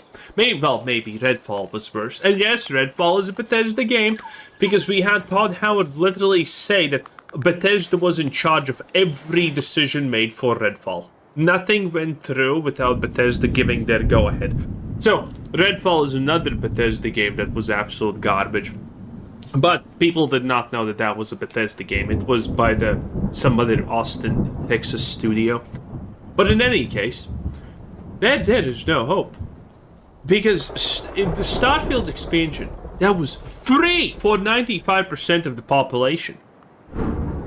You see the graph go like this. It just drops. And then there's the expansion on here, and it's like here, and there's like this small bump. And that's it. You can't see anything else. It is insane. Like, nothing can save Bethesda. No one has any belief left in Bethesda. Problems still are persisting behind the scenes in terms of their testing. So Bethesda, unironically, probably has lost 99% of its fan base. When the Fallout TV show first came out, whenever I did some negative review of it, it had like a 50% dislike ratio, which is massive. Okay, typically the worst dislike ratios for hot take videos are like 10% on this channel, and the average is like 5-ish%, 4, 3, maybe sometimes 6. If the take was extra spicy, but you know, it's never anything close to 50. It can't be, and all of those videos got 50% dislikes. And now I'm just talking about the Fallout TV show being garbage that destroys the Fallout universe, that literally kills my boy, Mr. House, and everything related to it. And 11% dislike ratio, I think that video got. The tourists are gone, and the fans don't exist. Bethesda has truly lost roughly 90% of everything that they had. of their audience, of their fans, of people's tolerance, of everything. Bethesda's just dead. It's just really dead. They have their Fallout 4 December patch now available, and they outline certain things like big features like the 100 gigabytes that's going to be added to the creations. That's just going to have to take a pause to sometime early on next year. And the Fallout community, though, is just at the point where stop updating the fucking game. You're breaking so many mods, Bethesda. But yes, as you can see, Bethesda doesn't seem to care about themselves, their integrity, or us as customers anymore. Another person, oh, for F's sake, not again. So 95% about the creation story, again, disappointing. So no actual fixes for the game itself, just the microtransaction store, WTF. Deport on Howard to Guantanamo prison. Oh, God. I'm uninstalling Fallout 4 because I'm not going to wait months just to use my mods because y'all can't stop updating. Yet another update that introduces more bugs and break mods. Impressive work, congrats. And yes, if you actually look at the Fallout 4 Steam page, the last recent reviews at 2,800, only 52% are positive. That's not good. And if you look down, if you really just put into perspective the last month or so, this is really bad. This just shows you how Bethesda, their reputation of updating their experiences is as bad as it gets, and it only worsens with what they've been doing, the treatment that they've been giving these experiences the last number of months. Like, you can compare it to other developers like CD Projekt Red. When they update Cyberpunk 2077 or The Witcher 3, they make it worth it. Bethesda, with Fallout 4 especially, with the Anniversary Edition, all they added was more microtransactions. That's all they did. And in the eyes of customers, that is just a slap in their face. And this is why. The recent reviews, Bethesda, please stop releasing updates for 10-plus-year-old games, just breaking mods and frustrating players at this point. Thanks for breaking 10 years of community mods. Yeah, as someone commented in one video, Bethesda is so incompetent, they can't even leave their games alone, so competent people fix them for them. They don't have to do anything. They can just leave it, and someone else will fix it for them for no cost. And yet Bethesda is here like, oh, let's just break everything again. And it's not working out. Very cool, Bethesda. I like this game, but they make it just not work. My favorite DLC is Impossible Without Commands now, F Bethesda. Nice. And it goes on and on. Even some of the positive ones are calling out Bethesda for their treatment of this game. And on Reddit, though, we have more people upset. This is what I was talking about. The 100 gigabyte storage delayed into the new year. This was this is really the only significant thing that they added with the Anniversary Edition. This was something that they announced was going to be happening afterwards, and a lot of people are like, okay, that's a good thing. At the very least, it's coming. And Bethesda can't even get that fucking out on time. This is just embarrassing. It really is. And yeah, no estimated time of arrival aside from the new year. See you in fucking June or July, maybe, at the very least. This company is not very good about keeping to their promises with time, especially. And there's other people, 100 gigabyte update delay, but what did this 1.42 update do? And as many people said, there's just nothing. They added this massive update, there's nothing here. And especially PlayStation gamers, they're running into other technical issues. No mention, zero fix for the no DLC. To be fair, I mean, you're combining bad with worse. You're combining PlayStation with Bethesda, and then you're wondering, why does my PlayStation not work? Oh. Yeah, it's just, how did you expect it to work? DLC bug for PlayStation 4, PS5, woo. 3 patches and still no fix, 14 gigabytes of patches.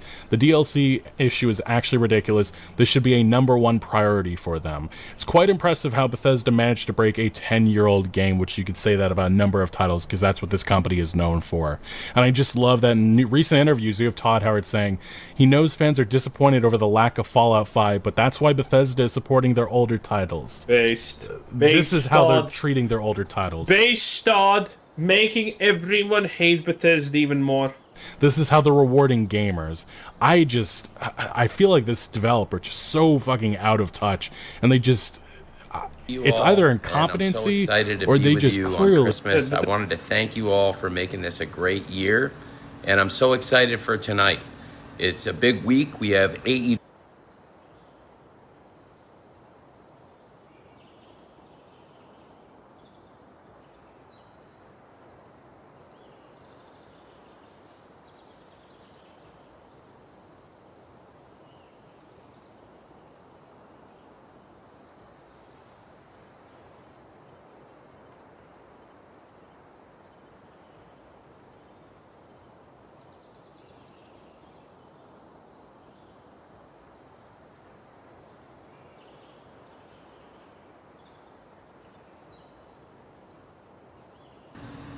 Hey, Merry Christmas. It's great to see you all, and I'm so excited to be with you on Christmas. I wanted to thank you all for making this a great year, and I'm so excited for tonight. It's a big week. We have AEW World's End, and of course, first and foremost, it's Christmas today, and there's going to be some great wrestling tonight. There's a Christmas Collision that's just going to be a fantastic show tonight. I think it's going to be one of our best shows of the year. We've been having great shows all year, and this is going to be, I really believe, in my opinion, one of the best. The Continental Classic final night of league matches is tonight. All 12 wrestlers in the Continental Classic will be fighting on Collision tonight on Christmas on TNT and on HBO Max. It's going to be an awesome show, and we'll find out who's going to World's End, to the semifinals in the Continental Classic. It's going to be a huge night. There's a lot to look forward to on Collision, and with 6 Continental Classic matches, I can tell you right now things are so exciting in the tournament, and I'm so excited about World's End. I can't wait for this weekend, and I hope you're all having a great Christmas. I just wanted to say hi to everybody and remind you we have a great AEW show tonight and a great pay-per-view coming this weekend. I know there's a lot of things happening around the holidays. If you're looking for a way to sneak the wrestling on tonight, might I suggest putting on A Christmas Story on TNT. It's a great film. It's a great Christmas film. Your family will enjoy it. And then AEW Collision comes on.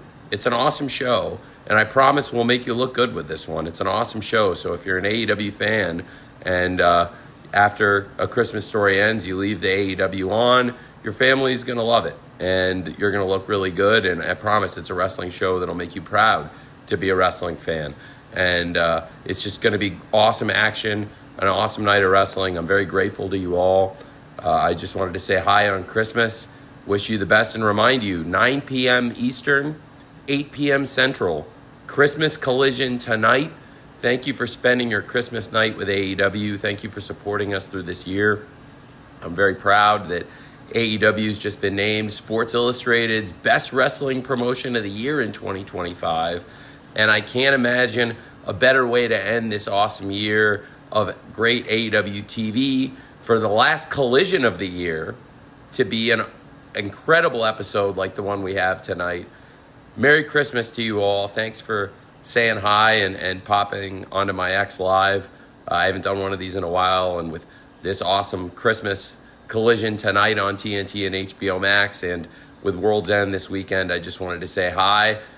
There's a risk here that my family could have popped in here and said something embarrassing or said something Christmas related, but it hasn't happened, so maybe a good omen for a great weekend to come. Merry Christmas, and I hope you all have a great holiday, and I'll see you tonight for Christmas Collision, 9 p.m. Eastern, 8 p.m. Central on TNT and HBO Max tonight.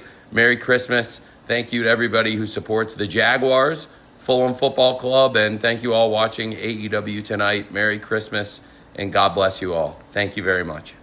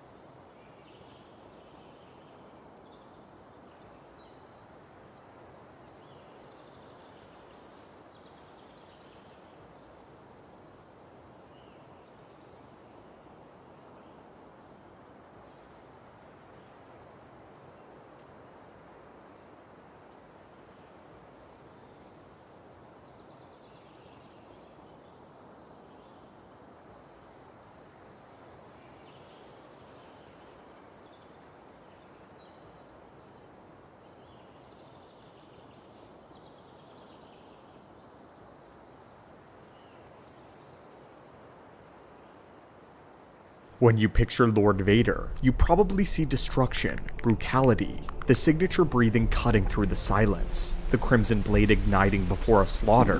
In the eyes of the galaxy, Darth Vader is the embodiment of fear, a juggernaut forged in fire. But in truth, he was not born in that fire.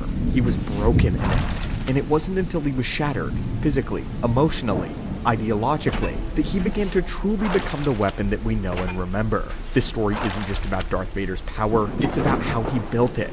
Painfully, slowly, methodically. And it's about 2 quiet moments in the lore where that journey was measured, weighed, and tested by the one man who helped mold him into the being that he would become, his master, Darth Sidious. Across the decades of Vader's service to the Empire, there are 2 documented times that Sidious draws his lightsaber against his apprentice. These are not dramatic public executions or sprawling battles. They're personal, intimate, silent trials. They happen behind closed doors, with no witnesses, no fanfare, no applause. Just 2 Sith Lords, blades drawn, and one unspoken question in the air. Who really holds the power now?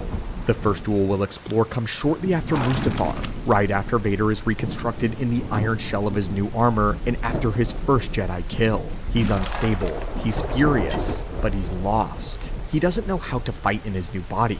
He doesn't even know who he is. But Sidious doesn't care. There are no lessons. There is only cruelty. The duel is a lesson in submission, a reminder that no matter how broken Anakin Skywalker is, he is not yet strong enough to challenge his master, that he really has no chance at all. This is Darth Vader's first introduction into how a Sith duels. The second duel happens decades after this. Vader is hardened, refined. The galaxy fears him. He has killed dozens of Jedi, shaped his own combat style, and carved out his legacy in blood. And once again, his master draws his blade. But this time he is not teaching, he's testing. He's not trying to break Vader anymore. He's checking to see what he's created, what he's allowed to grow in the shadows. And what Palpatine finds nearly scares him. Because while Palpatine may still hold the throne, this time he doesn't walk away the obvious victor. The duel doesn't end with Vader on the ground defeated. It ends with Sidious calling it off. And Vader, precise, still, silent, obedient, holding his blade inches from his master's throat. This moment that we'll be exploring says everything. The 2 duels don't just chart Vader's evolution, they frame it. One marks the death of Anakin, the other marks the emergence of something worse, a Sith Lord so refined, so dangerous, that even the Emperor hesitates to provoke him further. This is the story of how Darth Vader became one of the greatest duelists in galactic history, and how his master, the greatest manipulator the Sith ever produced, knew exactly when to strike and exactly when to stop. The first lesson, to be rebuilt or to be destroyed. The first time that Darth Sidious ever duels Vader, it's not a sparring match, it's not even really a fight. It's a reckoning, an understanding. Vader has emerged from the fires of Mustafar barely alive. The armor is new, his limbs mechanical, his senses dulled by pain and confusion. He's not even sure what he is yet. A Sith Lord, a slave, a shell. But what matters to Sidious isn't what Vader is. What matters is what he must become. And he has no time for any lingering weakness. This is his first lesson in how a Sith approaches a lightsaber duel. Sidious ignites his lightsaber. There is no warning, just a flash of red and a blur of motion. Vader is forced to react. He activates his own blade, and what follows is a short but a savage beatdown. Sidious doesn't just strike hard, he strikes fast, with flawless form, punishing precision, and a cold, calculated smile. Every movement exposes something new, how clumsy Vader has become, how unfamiliar he is with his new body, how deeply he still fights like a Jedi. And that is the problem. Vader is holding back. He's relying on defensive posture, fighting with restraint drilled into him during the Clone Wars and by the Jedi, weaker beings. Sidious sees it all instantly. Vader's instincts are Jedi instincts, and that means that they are weak, hesitant, tethered to outdated philosophies. The Emperor isn't trying to train Vader in this moment, he's trying to rip Anakin Skywalker out of him piece by piece, blow by blow. He wants Vader to stop relying on footwork and agility. Those are gone. He wants him to stop retreating. The armor will not allow it. He wants him to stop surviving like a Jedi. He must kill as a Sith. Vader tries to keep up, but his strikes are sluggish, his balance is off, his center of gravity has changed. The suit makes it far worse, but Sidious doesn't care for any of this. There is no mercy in the rule of two. Only the strong deserve to live. And in this moment, Palpatine makes one thing clear. You are no longer a Jedi. Stop acting like one, or you will die like one. The duel isn't so much about combat, it's about identity. It's a crucifixion of Anakin, a surgical deconstruction of what remains of the man that Sidious manipulated. There is no sympathy in the Emperor, only clinical detachment. He is one of the only beings in the galaxy that understands what Vader really is. Broken. The duel is not the beginning of his Sith training, it's the start of his unlearning. The moment Darth Vader begins to shed his past and to rebuild himself as a weapon of will and fury.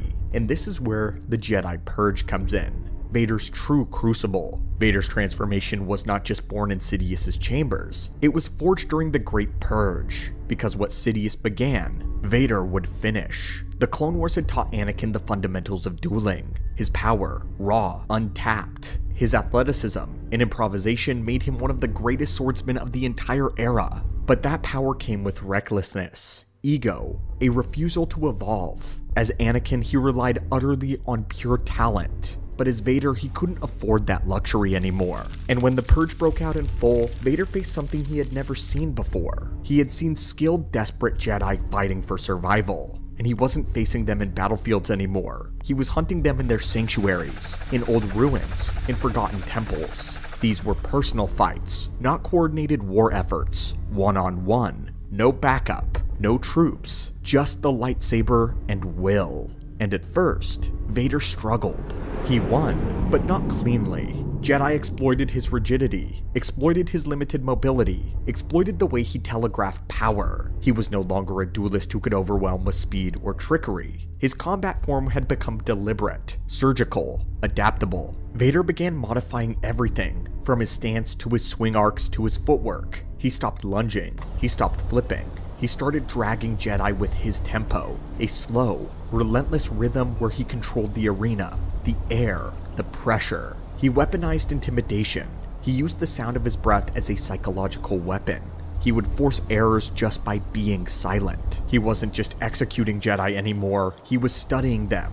Every duel a lesson, every kill a refinement. And what emerged was a style unlike anything the Jedi had trained for, a blend of Form 5's brute power, Form 2's precision, and something new, the rhythm of inevitability. The Jedi Purge didn't just destroy the Order, it reshaped Vader, because for the first time he was teachable, not by a mentor, but by failure, and that made him more dangerous than ever. He was no longer simply powerful, he was methodical. He understood reach, timing, leverage, and he understood fear, his stillness. Vader turned the limitations of his armor into strengths. He fought as a wall of inevitability, and most terrifying of all, he was still getting better. It is now where we reach the test, Hidden Empire. Years later, we reach the second sparring session, the second duel, a quiet test framed by deception and failure. Vader has just failed to convert Luke Skywalker on Bespin, and while most of the galaxy remains unaware, Sidious knows. He senses a shift. He sees the cracks in his apprentice. And so once again, the Emperor draws his blade. But this time, it's way different. It's no longer just a lesson. Palpatine doesn't duel him in rage. He doesn't lecture him about Jedi restraint. He doesn't need to. He's not punishing him, he's studying him. This is not a lesson, this is a test. And the results of that test are terrifying. Vader no longer fights like a confused, broken Jedi trying to earn favor. He fights as a Dark Lord, a cold, calculating, deeply disciplined destroyer. The duel is brief, but it is charged. Vader moves with purpose. His blade flows with terrifying precision. His stance, his timing, even his restraint, all of it refined. Palpatine meets him with speed and aggression, and for a moment it seems as if the Emperor has the upper hand. He presses Vader, pushes him back, tests the edges of his precision with fast, brutal strikes. It's a flurry designed not to kill, but to see how close he can get. And then, just as the pace builds to a crescendo, Sidious says one word: enough. Mid-swing, mid-duel. This is not because he has won, it's because he's seen what he needs to see. Vader freezes, his saber held up, still active. dangerously close to his master's head. That moment is everything, because in their first duel, Sidious stopped because Vader could no longer keep up. In this duel, he stops because Vader couldn't win. The word speaks volumes, but it's what happens after the word that speaks even more. Vader does not immediately lower his blade. He doesn't deactivate it out of obedience. For a brief second, he holds it there, near his master's face, active, still, contained. It's not a threat, it's a revelation. Because now Sidious knows what he has created. He knows this isn't Anakin trying to prove himself. This isn't a Jedi desperate for approval. This is a Sith forged through pain, battle, and death. One who has learned restraint not out of weakness, but out of discipline. Sidious is not afraid of the blade. He's afraid of what it means. Vader is no longer chained by uncertainty, no longer relying on fury to mask his confusion. He has become something colder, focused. The storm has been honed, all the fear, all the hate weaponized. And Sidious recognizes this all instantly. He ends the duel not by overpowering his apprentice, but by commanding him. Because he has to. He doesn't disarm him. He doesn't land a killing strike. He simply speaks, and counts on the one remaining chain that holds Vader in place, his psychological control. This is the true dynamic between the Sith. Not master and apprentice, but warden and weapon. And the weapon is beginning to think for itself here. In the second duel, Sidious is not facing a broken Jedi. He's facing a fully formed Dark Lord, one of his own design. One who has embraced the original lessons taught to him that day on Coruscant, in their first duel. Darth Vader's strength no longer solely lies in rage, it lies in control, in clarity, in efficiency. The duel is important not because of who wins, but because of what it reveals. Sidious never intended to kill Vader. He never feared being struck down, not physically. What he feared was what the moment meant. And so the duel becomes a conversation, one spoken in blade strokes and halted strikes, one that ends with no victor, but rather with a choice. Vader chooses not to kill. But he doesn't choose this because he's afraid. He stops because he's still bound. Not by the Force, not even by weakness, but by the one thing that Palpatine still controls, his mind. That is the final truth of their dynamic. In their first duel, Sidious won because Vader was physically inferior. In their second, he ends it because Vader is no longer physically beatable. At least not unless Palpatine needs to push himself to his utmost limits, and even then it's unclear. But what is clear is that Palpatine controls the only thing that matters, the outcome, because he controls the will behind the weapon. And that's what the Sith have always understood.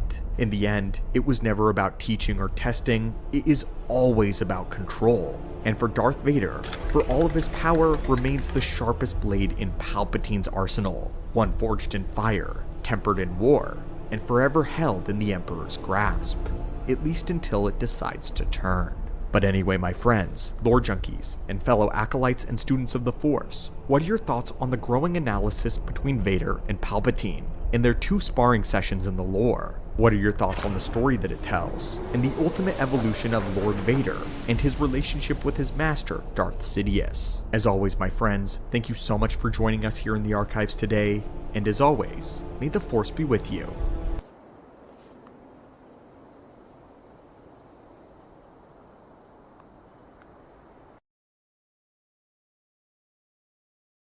The Rule of Two was the most radical transformation in Sith philosophy since the Order's very creation. Conceived by Darth Bane after he witnessed the self-destruction of the Brotherhood of Darkness, the Rule of Two declared that there could only ever be two Sith at any given time, a master who embodied the power of the dark side, and an apprentice who craved it. The cycle of succession through betrayal was designed to ensure that the Sith would grow stronger with each passing generation, distilling their knowledge and hatred rather than diluting it among countless rivals. By concentrating their secrets and ambitions into a single line of power, Bane believed that the Sith could avoid the chaos and arrogance that had doomed them in the past centuries. For 1,000 years, the Rule of Two forced the Sith into the shadows. They became patient conspirators instead of marauding warlords, operating as hidden architects of corruption rather than overt conquerors. Their secrecy was not a weakness, it was their greatest weapon. While the Jedi believed the Sith were extinct, the Rule of Two allowed each Dark Lord to train an apprentice in absolute secrecy, creating a lineage of increasingly cunning and powerful Sith. Over generations, this doctrine produced masters who were experts in deception, infiltration, and political manipulation, ultimately preparing the Sith to strike when the Republic was at its most complacent. It was precisely this hidden approach that allowed Darth Sidious to ascend. The rule of two taught him patience and the value of working from within rather than attacking openly. As a senator, then chancellor, and finally emperor, Palpatine exploited every weakness in the Republic while concealing his true nature. The discipline of the rule of two gave him a means to an end to corrupt Anakin, to engineer the fall of the Jedi, and to transform the Republic into the Galactic Empire. Though Palpatine would eventually come to see this rule as a temporary tool rather than a sacred tradition, it was this system that enabled him to fulfill the Sith's millennia-old dream of galactic domination. Sidious had been the culmination of it all. But this raises a question at the heart of the Sith philosophy. If Anakin Skywalker had truly had the potential to surpass every Sith Lord before him, even to destroy Palpatine himself, why would Sidious invest so much training in him? Why deliberately nurture a rival whose power could eventually eclipse his own? In today's Holocron, my friends, we're not only going to be answering this question, we will also be breaking down why Palpatine never fully trusted the rule of two, and how eventually he decided to completely discard it, and why. But before we open the Holocrons and listen closely, we have received a terrible vision. Many who are visiting the archives are not yet a part of our order, so if that's you, reach out with the Force and crush that subscribe button. It is your destiny. The answer lies in the paradox that Darth Bane's rule of two was designed to embrace. According to this doctrine, the Sith should only grow stronger if each generation surpassed the last. For the line to evolve, the Master had to accept the possibility of being overthrown. This was not just a risk, it was the intended outcome. The apprentice's ambition, tempered by the Master's cunning, created a cycle of conflict that distills the Sith's power into its purest form. Sidious understood this principle better than anyone, and for much of his life, he would adhere to it, at least publicly. And yet, Palpatine's vision diverged from Bane's in a fundamental way. Sidious believed he could manipulate the cycle without ever falling victim to it. In his mind, Anakin's potential was both a threat and a necessity, a weapon too powerful to ignore. By molding Anakin from a young age, corrupting his attachments, and isolating him from the Jedi, Sidious believed he could channel the power without ever truly relinquishing control.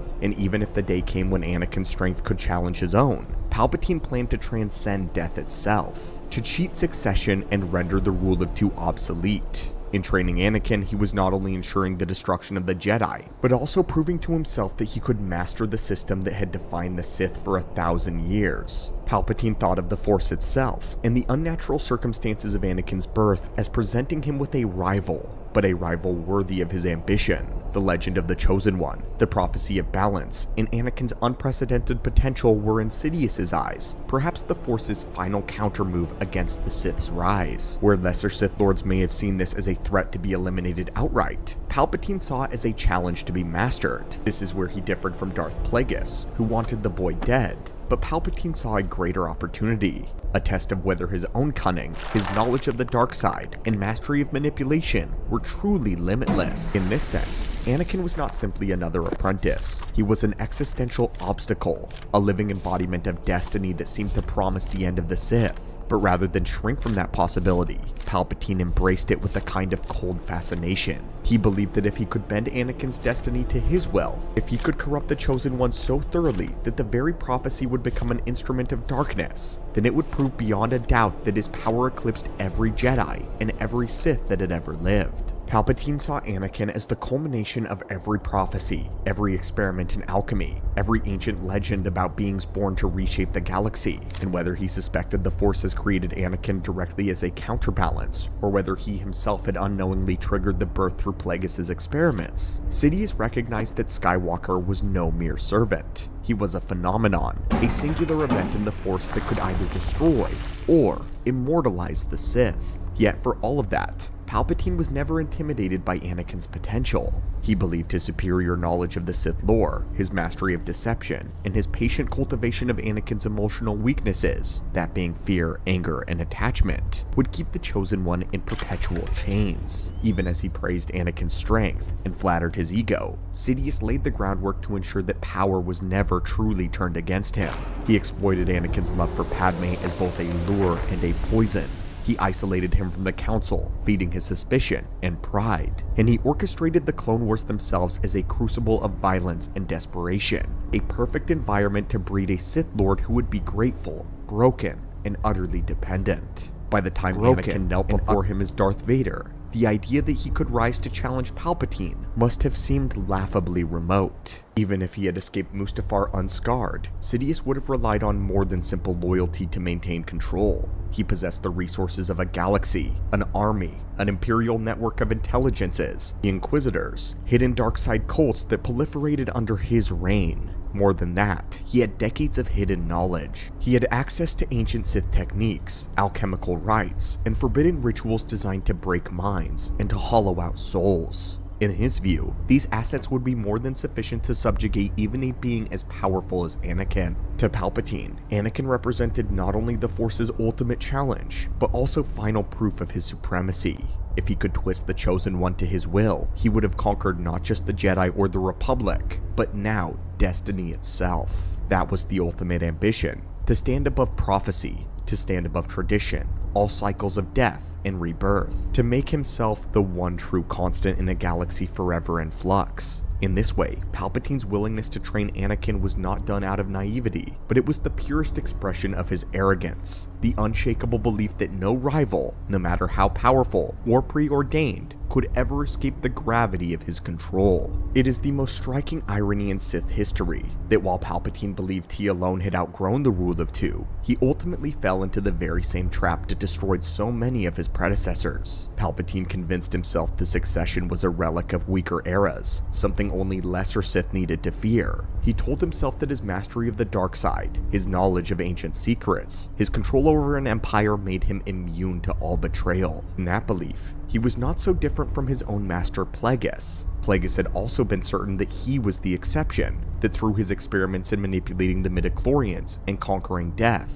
that he had risen above the vulnerabilities that plagued the Sith.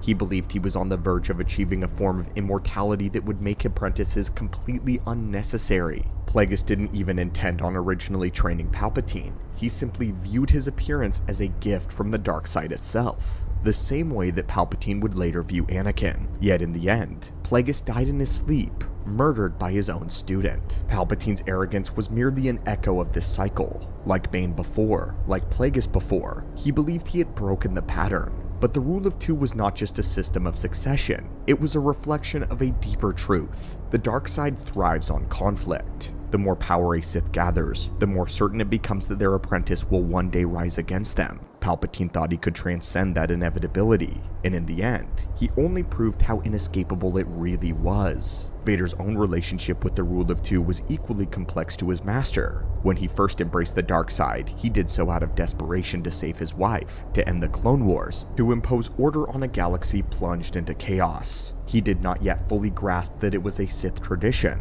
The apprentice's destiny was to one day overthrow their new master. But for years, Vader was consumed by self-loathing and regret. He served Palpatine less as a partner than as an instrument, a weapon wielded by a master who never let him forget his failures. But as the years wore on, the dynamic would shift. Though Vader's body had been broken, his spirit would gradually harden.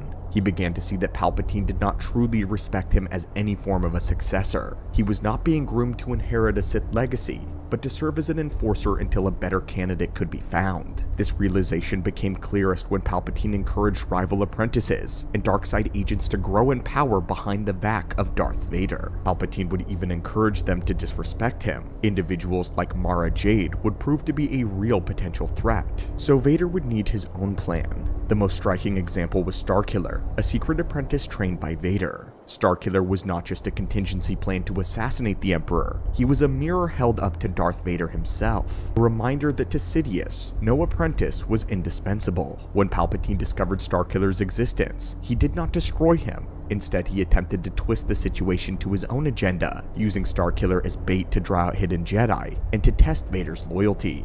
This cycle of manipulation and betrayal forced Vader to confront the truth of the rule of two. Vader began to recognize that the dark side demanded constant conflict, that an apprentice who never challenged the master was little more than a slave. By the end of his life, Vader no longer wished simply to serve. He contemplated overthrowing Palpatine not only to fulfill the ancient Sith tradition, but to finally claim the agency that he had been denied since Mustafar. In this way, Vader's story closed the circle that Bane set in motion. Even a master as cunning as Darth Sidious, who believed himself the culmination of all Sith ambition, could not escape the fundamental law that power invites rebellion. The rule of two was not a set of rules to be outgrown. It was a reflection of the dark side's truest nature, that in the end, there can only be one. But there is yet another dimension to Palpatine's intentions for Anakin, one rarely discussed in the histories of Sith. For all his proclamations of apprenticeship and destiny, Sidious almost certainly never intended to allow Anakin to rule the Empire as any equal. Instead, he saw Anakin as the culmination of centuries of selective breeding, alchemical experiments, and prophecy, a living vessel designed by the Force. And he knew this from the beginning. Palpatine viewed that vessel as a contingency for his own immortality. The technique of essence transfer, the ability to project one's consciousness into another body, was a secret long lost, even to masters like Darth Plagueis. Plagueis had dedicated his life to manipulating the midichlorians, to creating life and prolonging it unnaturally, but he never truly rediscovered the ritual that would allow his spirit to cheat death indefinitely. Sidious, however, was not bound by his master's limitations. Through years of clandestine research, he eventually uncovered this forbidden knowledge preserved in the holocron of Darth Andedu, an ancient Dark Lord who had sealed his consciousness into a hidden vault. And while Dooku served as Sidious's political instrument, he also provided crucial access to Sith archives, artifacts, and obscure histories through his own research and adventures. And after the fall of the Jedi and the Republic, it would be from these sources that Palpatine reconstructed the ritual of essence transfer, surpassing even the achievements of Darth Plagueis. This was the secret that made Sidious confident he would outlast any rival. He no longer needed to fear the decay of his own flesh, or the succession demanded by the rule of two.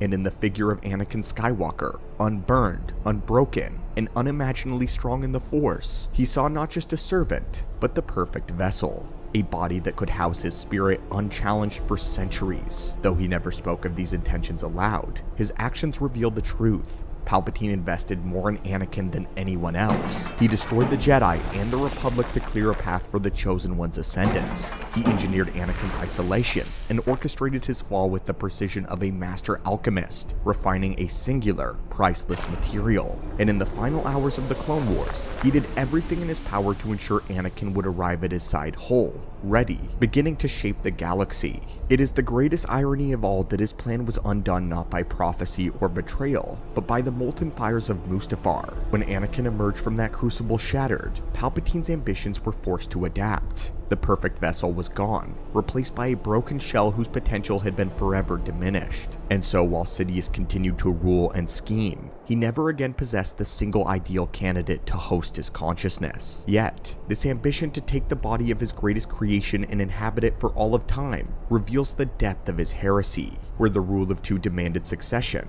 Palpatine sought permanence. Where Bane taught that the apprentice must one day overthrow the master, Sidious planned to erase that possibility altogether. And in doing so, he demonstrated that for all his cunning, he had become precisely what Bane despised, a Sith Lord so intoxicated by his own power that he believed himself beyond the reach of history itself. Yet, while Bane's rule of two achieved what no Sith Empire ever could, survival and triumph over the Jedi, it ultimately contained the seeds of its own destruction. The system was never designed to create a Sith dynasty that would endure forever. It was meant to refine Sith power through conflict and succession, to ensure that the Order remained strong precisely because it never stopped evolving. Palpatine's greatest error was believing he could freeze that evolution. His conviction that he had outgrown the rule of two was not an expression of strength, but of hubris. In seeking to rule eternally, he rejected the very principle that had allowed the Sith to survive 1,000 years. He believed himself immune to betrayal, immune to consequence, immune to the Force itself. But the dark side always demands a price, and so the cycle that he tried to transcend finally claimed him. In this arrogance, he underestimated Anakin's capacity for redemption, and Luke's refusal to surrender to hate. And when he was cast down the reactor core of the Death Star, it was not simply the defeat of a tyrant, it was the total collapse of a philosophy that had decayed into self-worship. Even that, though, was not the end. In the years that followed, Palpatine's clone body returned, defiant and unrepentant. He declared himself immortal, the living embodiment of the dark side, the unending will of the Sith. But in that end, even this resurrection was a hollow one. It was Luke Skywalker, the son of the apprentice Sidious believed he had forever broken, who would finally destroy him. The truth could not be avoided. No ritual, no clone, no hidden contingency could shield Palpatine from the same flaw that had destroyed all of the Sith before him.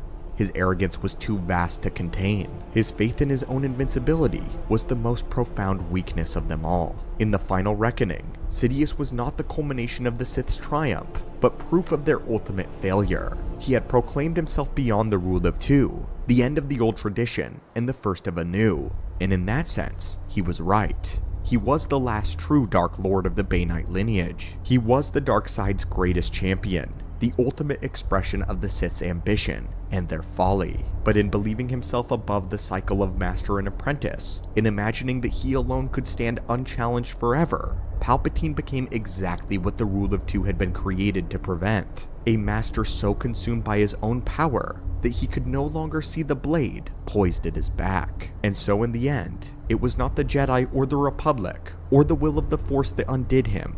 It was the same thing that had always destroyed the Sith. Hubris. And so, my friends, that is why Palpatine did not trust the Rule of Two, and how it ultimately led to his undoing. But my friends, what are your thoughts? And what do you think would have happened if Palpatine had remained completely loyal to the Rule of Two? As always, may the Force be with you, and I hope you're having an amazing day.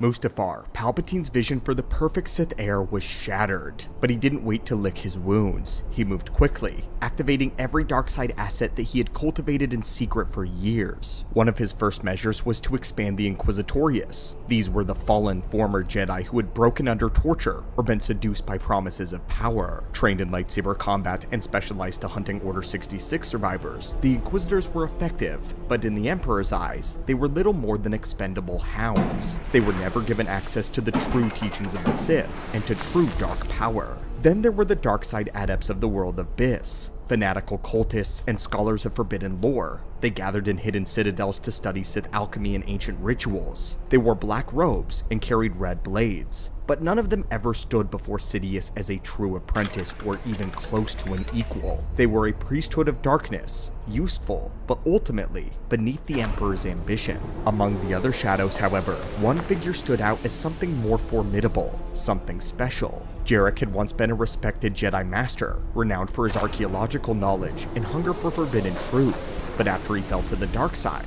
he became one of Palpatine's most loyal and powerful agents. Blind, but still able to see through the Force itself, Jarek commanded a cadre of dark Jedi and plotted to uncover the Valley of Jedi, a place rumored to hold unimaginable power.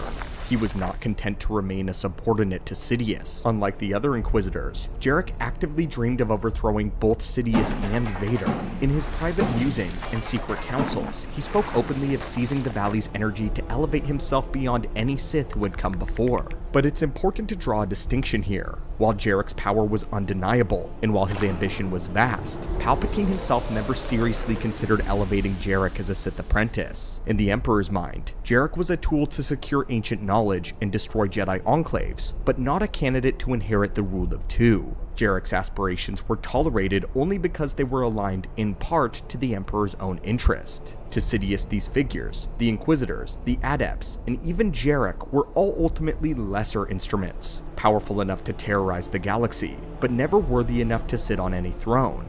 Yet, they set the stage for the next echelon of contenders. Those whose service to Palpatine took a different form.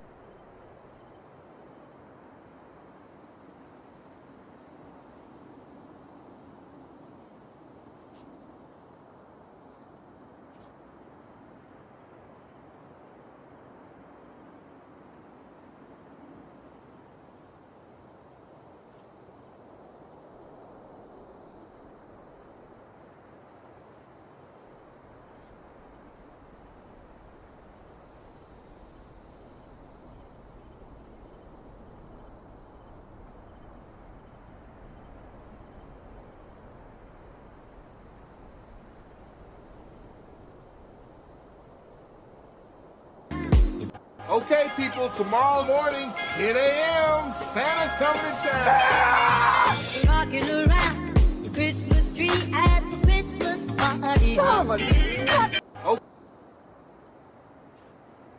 Lying in bed on my own, and I wake up and I see your name on my phone. It's the moment only when I.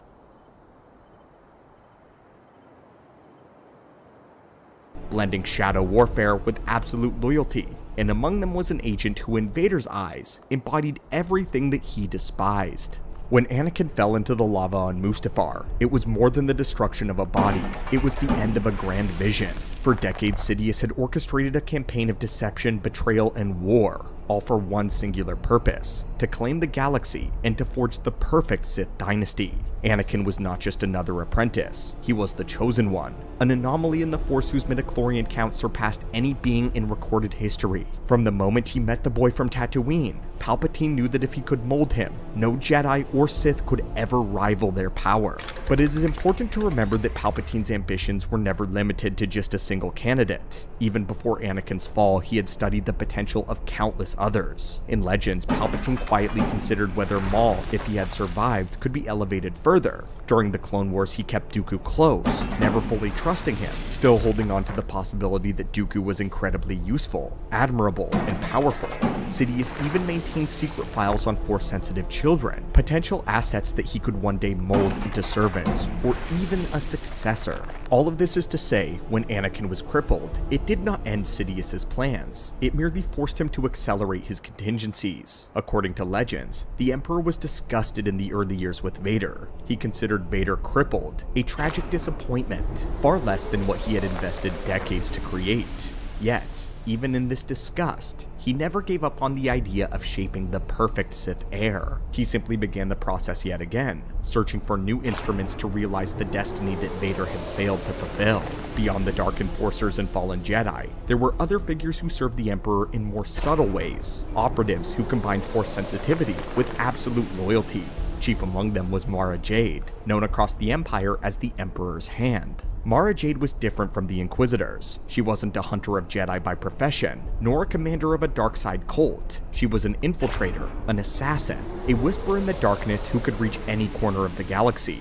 Mara Jade possessed a rare telepathic link to the Emperor himself. Through this connection, she received his instructions without any intermediaries, and in many ways, she was more personally trusted than almost any other Imperial servant. What made Mara Jade's relationship with Palpatine so remarkable and so dangerous in the eyes of others was the way that Sidious deliberately encouraged her to believe that she could be something greater. On more than one occasion, Sidious praised her skill in Vader's presence, deliberately provoking tension between them. He would commend her efficiency, her obedience, her subtlety, all the qualities he felt that Vader had long since abandoned in favor of brute, overwhelming force. In private audiences, Palpatine sometimes implied that if she continued to grow in power, her destiny might eclipse the role that she currently occupied. It was no accident. This was classic Sidious, pitting his servants against each other to sharpen their ambition and to fuel their dependence on his approval.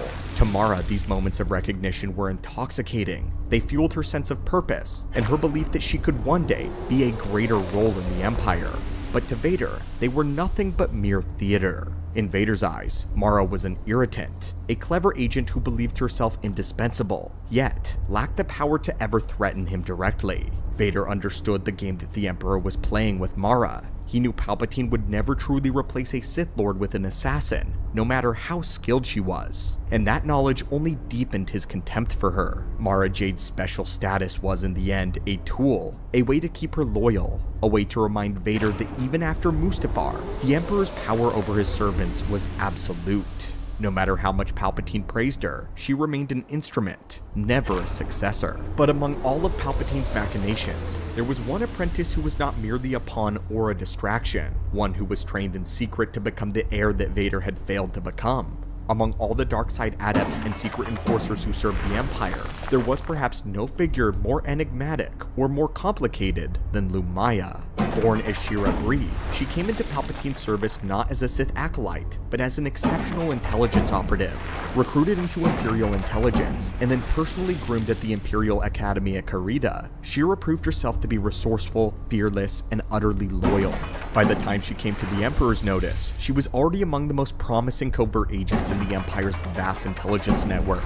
It was during this period where Palpatine began to see Shira as more than another disposable asset. Unlike the Inquisitors or the Emperor's hands, she was something of a hybrid, a highly skilled operative who combined military discipline with force sensitivity. Some sources even suggest Palpatine saw in her the possibility of a unique tool, someone who could operate far beyond the reach of typical dark-side enforcers, blending espionage and the Force in ways that Vader seldom could.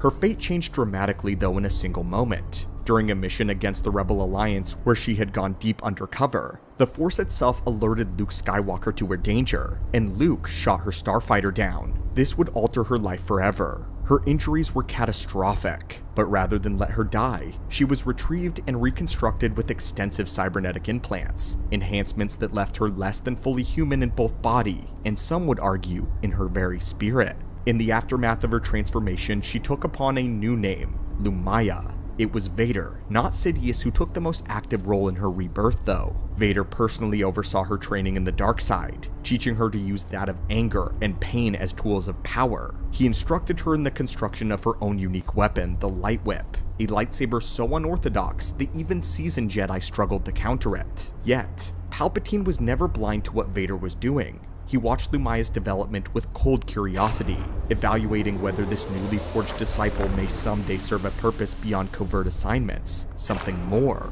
And while Sidious almost certainly never intended to elevate Lumaya to full Sith apprenticeship during Vader's life, he also never forbade her training. In typical fashion, he allowed her existence to act both as a contingency and a provocation, a subtle reminder to Vader that no one was indispensable. For her part, Lumaya was ambitious. She did not simply want to be another assassin or inquisitor. She studied alchemy, learned obscure rituals, and embraced her hybrid existence as proof of her commitment. Over time, she came to believe that she was destined for something greater, a destiny that Palpatine never quite confirmed, but never explicitly denied. Vader's view of Lumaya was more complex. Unlike Mara Jade, whom he saw as an irritant, Lumaya had survived unimaginable trauma and returned more powerful and dangerous than ever.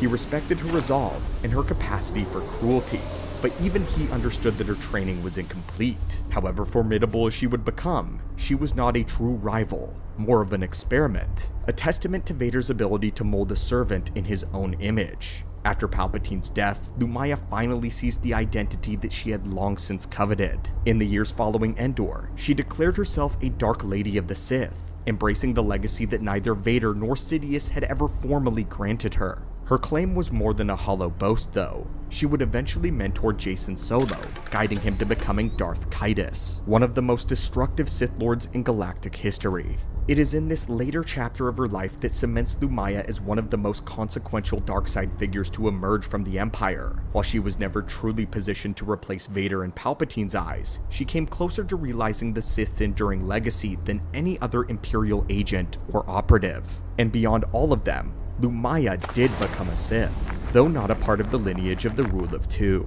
Lumaya's story is a study of contrast. She was created by Vader, observed by Palpatine, and ultimately left to forge her own destiny. In her ambition, she revealed just how far the Emperor's reach extended, and how few were ever permitted to cross the threshold to servant to true heir. Among all the contenders who emerged in the shadow of Vader, none came closer to embodying the raw potential, though, of that of another, Galen Marek, the apprentice the galaxy would come to know as Starkiller. From the beginning, Starkiller was a secret born of Vader's disappointment. Years into his service as Palpatine's enforcer, Vader's resentment for his master festered. He saw himself as incomplete, a crippled reminder of what he could have been. Palpatine's constant provocations and the Emperor's praise of lesser servants only deepened his resolve to create a successor, one who would surpass them all. When Vader discovered the young Galen on the world of Kashyyyk, hiding among the last remnants of the Jedi, he sensed something extraordinary, a child whose Force signature burned with the ferocity few beings ever possessed. He did not hesitate. Vader killed Galen's father and took the boy in secret, raising him not as a son, but as a weapon. From the first day of his training, Starkiller was taught only one principle. The Force was power, and it must be wielded without restraint. Vader never taught him subtlety or balance. There was no meditation on the living Force, no study of harmony nor peace. What existed was only domination. only the raw, unrelenting violence of the dark side. Starkiller was a gamble as audacious as it was heretical. Starkiller would become the instrument by which Vader would overthrow the Emperor and claim the destiny that he believed Sidious had stolen. Under Vader's brutal tutelage, Starkiller's abilities grew at an astonishing rate. He mastered lightsaber combat, learned how to hurl starships from the sky, and obliterated Jedi survivors who had eluded the Empire for decades. His power was so monumental that for a time, he truly became a legitimate contender for the title of Sith Lord. Yet, in that single-minded pursuit of strength, Vader overlooked something essential. Starkiller was not born of darkness. His mother and father had been Jedi, and the memories of that lineage, though buried, were never truly erased. When Starkiller began to uncover the truth of his origins, something stirred within him. He began to understand that while Vader had shown him limitless potential of the dark side, he had never shown him the meaning of the Force itself. Starkiller had never heard its stillness, never felt the peace that his parents had once embraced. The light called to him in a way that Vader had not foreseen. In that connection, he discovered purpose beyond vengeance. Ironically, it was this rediscovered heritage that made him truly dangerous. A force wielder of staggering power with the heart no longer fully bound to the dark side, Starkiller became a threat that neither Vader nor Palpatine could control. Palpatine's discovery of Starkiller was inevitable, but rather than immediately destroy the boy, the Emperor allowed the conspiracy to continue. Amused to see whether Vader's secret weapon could be molded into something useful, or simply bait to expose hidden enemies. In the end, Starkiller would choose his own path, and when given the chance to strike down the Emperor and seize the power that he had trained to crave, he refused. He embraced the legacy of his parents, and turned that power to protect rather than destroy. In his final moments, Starkiller sacrificed himself to save the fledgling rebellion, forging a spark that would one day consume the entirety of the Empire. Yet, even in death, Starkiller proved something about the nature of Darth Vader. For all his injuries, for all his bitterness, Vader survived the assault of his own apprentice, a testament to his enduring strength as a true Sith. Starkiller's power was immense, but Vader's mastery was still greater. In all the long years of service to Sidious, only one other figure ever made Vader question whether he could hold that place. Only one other candidate inspired Palpatine to cast aside every contingency and to make a true offer of succession. And that final choice did not come from the Emperor's experiments or Vader's ambition. It came from the bloodline that started it all. In the end, all of Palpatine's schemes, every experiment, every secret apprentice, every contingency, led to a single figure, Luke Skywalker. From the first moment the Emperor learned of Luke's existence, he knew the son of Anakin Skywalker represented something none of his other servants ever could. Here was a being unbroken by tragedy, unscarred by betrayal, a vessel of the same extraordinary potential that had once burned in Anakin, but untouched by decades of servitude or hatred. Unlike Lumaya, who had been shaped by Vader's instruction, or Starkiller, who had been forged through relentless brutality, Luke was a blank canvas. To Palpatine, this made him the ultimate prize. If he could be turned, he would not merely replace Vader, he would surpass him. This was not a hidden conspiracy or a contingency plan. It was the final open gamble of a ruler who believed that he had already conquered every other challenge in the galaxy. When the moment came, Palpatine orchestrated it with meticulous care. He allowed the Rebel Alliance to come to Endor, drawing Luke into the trap that he had waited years to spring. He understood that raw power alone could not corrupt the Jedi of Luke's strength. Only love and fear, only the threat of losing his father and his friends, that would break the Jedi. In that darkened throne room aboard the second Death Star, the Emperor laid bare his final design. He provoked Luke with the image of his friends dying, with the certainty that the rebellion would fail. He taunted him with the knowledge that only hatred could save the people that he loved. And for a moment, it seemed that that plan would succeed. As Luke struck down at Vader in a frenzy of rage, Palpatine saw what he had always hoped to see: the birth of a new Sith Lord, powerful enough to eclipse any who had come before him. Unlike Lumaya, whose ambitions had always been constrained by doubt, or Starkiller, whose loyalties had been divided, Luke burned with an unrestrained fury. And in that moment, Palpatine did something he had never done with any other apprentice. He offered the throne without reservation. Strike me down, and your journey to the dark side will be complete. Take your father's place at my side. This was no deception, no half-hearted test. For the first time since Anakin's fall, Palpatine was prepared to discard Vader entirely. He saw in Luke the perfected heir that he had always dreamed of, a being who could establish a Sith dynasty without rival. But where every other candidate had failed, where every other contender had seized upon the promise of power, Luke did something no one else could. He stepped back from the abyss. He looked down at his father and his severed hand, at the cybernetics that had become his own, and he finally saw the truth. Never, I'll never turn to the dark side. You failed, Your Highness. I am a Jedi, like my father before me. In that instant, the Emperor's last and greatest plan was undone. The perfect apprentice he had longed for had rejected him utterly in this moment. All the power in the galaxy could not compel Luke to become the monster that Palpatine needed him to be. And for Vader, broken, scarred, and shackled by decades of self-loathing, it was the final revelation. He saw in Luke's refusal everything that he had lost, everything that he had been, and for the first time in decades, Vader chose something other than fear, other than hate. As Palpatine's rage consumed the throne room, the Emperor finally understood what none of his countless apprentices, assassins, or experiments had ever shown him. In the end, all his ambitions would be defeated not by strength, but by compassion. Of all the contenders who stood in Vader's shadow, only Luke Skywalker could have ever truly replaced him, and only Luke Skywalker could have saved him. In all of the years of conquest, treachery, and manipulation, Palpatine never stopped searching for the perfect apprentice. From the moment Anakin Skywalker knelt before him, Sidious believed he had found the heir who would one day surpass every Sith who had come before. And yet, for all the power that Anakin possessed, it slipped right through Palpatine's grasp in a single stroke of destiny and flame. When the black armor was sealed around Vader's burned body, the Emperor did not see a triumph. He saw only failure. A ruined vessel. For years, Sidious never hid that disappointment. He humiliated Vader in private. He praised lesser servants in his presence. He tested his loyalty with the provocations of impossible orders. He fostered rivalries with figures like Mara Jade and allowed rumors of replacement to fester. But in time, something changed. While the Inquisitors were consumed by their own pettiness, while Lumiya's ambitions were never fully crystallized, while Starkiller died defiant, and Luke refused the darkness, Vader endured. He became more than a weapon. He became an instrument of pure, unrelenting domination. In Vader, Palpatine saw not the promise of a chosen one fulfilled, but something perhaps more useful. A creature whose every breath was now agony, whose every moment was hatred. In Dark Empire, Sidious reflected on this legacy with a strange, almost satisfied contempt. He calls Vader a minor masterpiece, not because he was the strongest Sith who ever walked the galaxy, but because he was the most perfectly broken.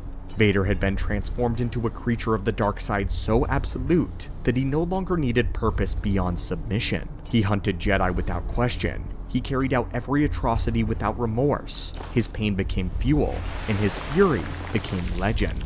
In the end, no apprentice, no matter how skilled, no matter how promising, ever fully replaced him. It was Darth Vader who enforced the New Order. Vader who broke the last embers of the Jedi. Vader whose silhouette became the symbol of the Empire's unstoppable, unquestionable will. Its dominance. Palpatine never forgot what had been lost on Mustafar. He never stopped dreaming of an heir who would rise above Vader's limitations. But in the quiet recesses of his thoughts, even Sidious came to respect what he had created. A man who could have been a savior, turned into the perfect monster. A figure who embodied every lesson of the Sith. That fear is stronger than hope. That pain is stronger than love. And that nothing could be more powerful than the desire to dominate. He was not the dynasty the Emperor had imagined. He was not the living god the Sith had long since prophesied. But in his own savage, terrible way, Darth Vader became the truest disciple that the dark side had ever produced. And in that final judgment, perhaps the most telling truth was this: even broken, Vader was irreplaceable. And so, my friends, those were the apprentices that Palpatine rejected in favor of Darth Vader. I do hope that you've enjoyed today's longer holocron, and if you stayed till the end, if all of the apprentices or would-be apprentices were to duel, who do you believe would come out on top? But as always, thank you so much for joining us here in the archives again today, and may the Force be with you.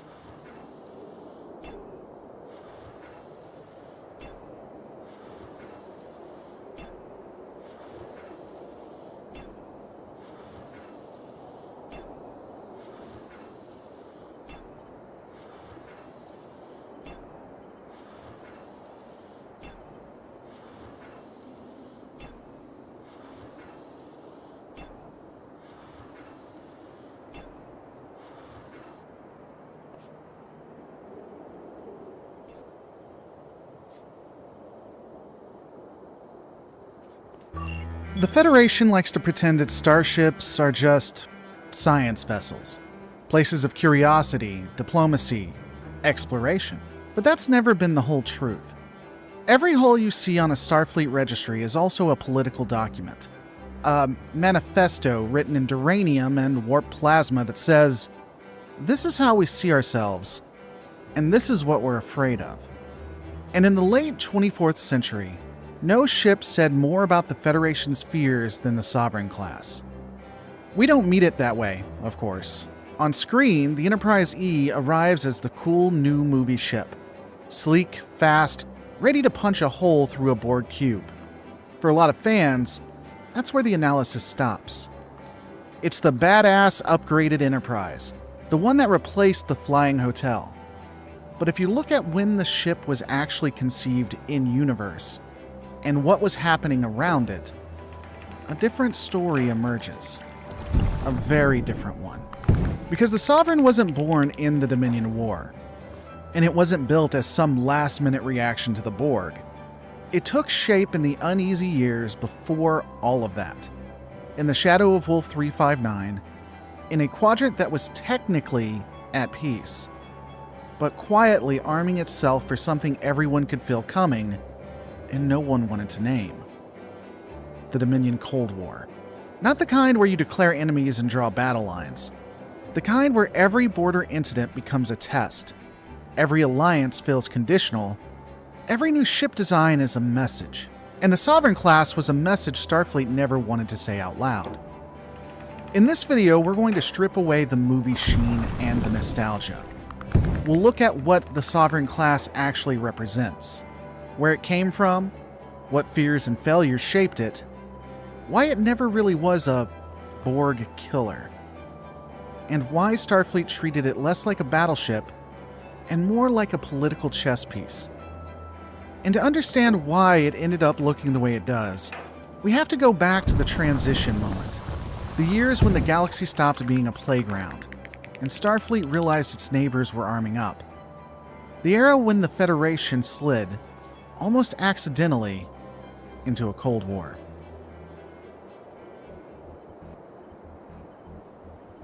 By the mid-2360s, the Federation was telling itself a comforting story, that the Great Wars were behind them, that diplomacy had replaced conquest, that Starfleet's greatest challenge was deciding which strange new world to visit next.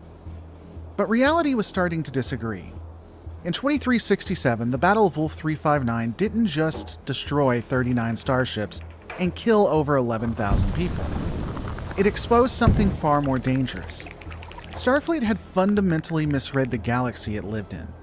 A single enemy vessel tore through the fleet with terrifying efficiency, and there was no clever diplomacy, no scientific insight, no heroic maneuver that could undo the damage. For the first time in generations, the Federation realized it could lose. Not symbolically, not philosophically, physically. And Wolf 359 didn't happen in isolation. 3 years earlier, the Romulan Star Empire had emerged from nearly half a century of silence. After the Tomed incident, the Romulans vanished behind the neutral zone, rebuilding in secret, while the Federation convinced itself the problem had gone away. When they returned in 2364, they did so with massive Dederadex-class warbirds and a renewed appetite for influence.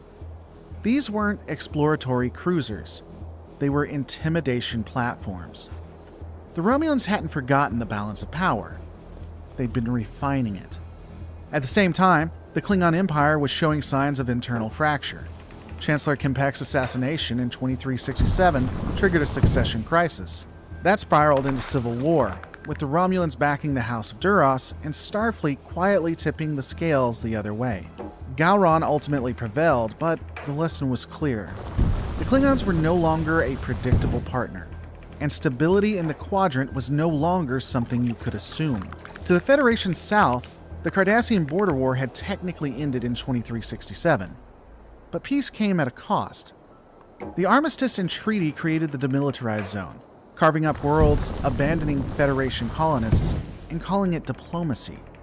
What followed wasn't peace, it was resentment.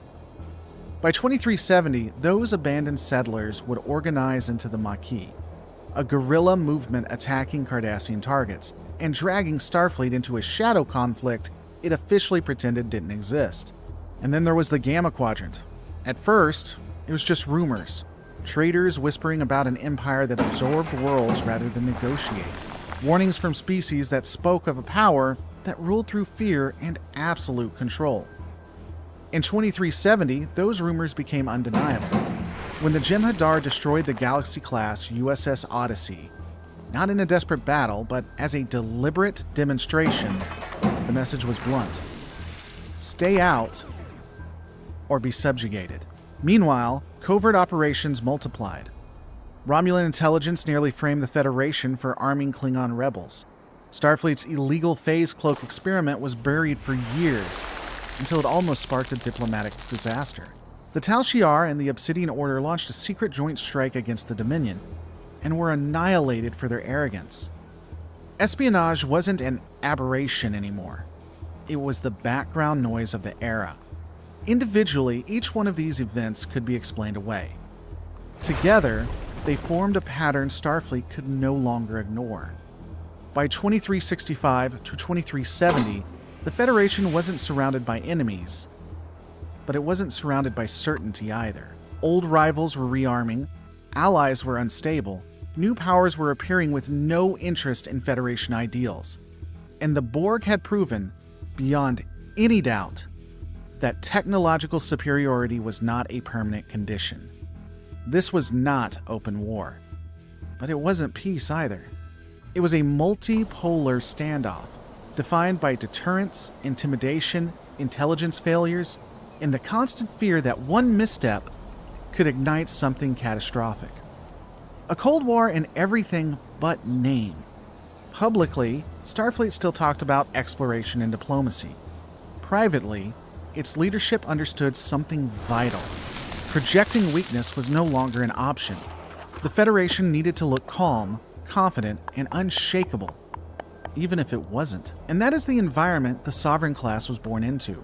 Not as a response to a single enemy, not as a weapon built for a war that had already begun, but as a flagship designed for a galaxy where everyone was watching everyone else, where no one wanted to fire first, and where being unprepared was no longer survivable. And to understand why Starfleet would abandon the flying cities of the Galaxy class and quietly pivot towards something leaner, faster, and far more dangerous, we have to look at the ship that came before the Sovereign. Because before Starfleet could build a Cold War flagship, it had to lose faith in the one it already had.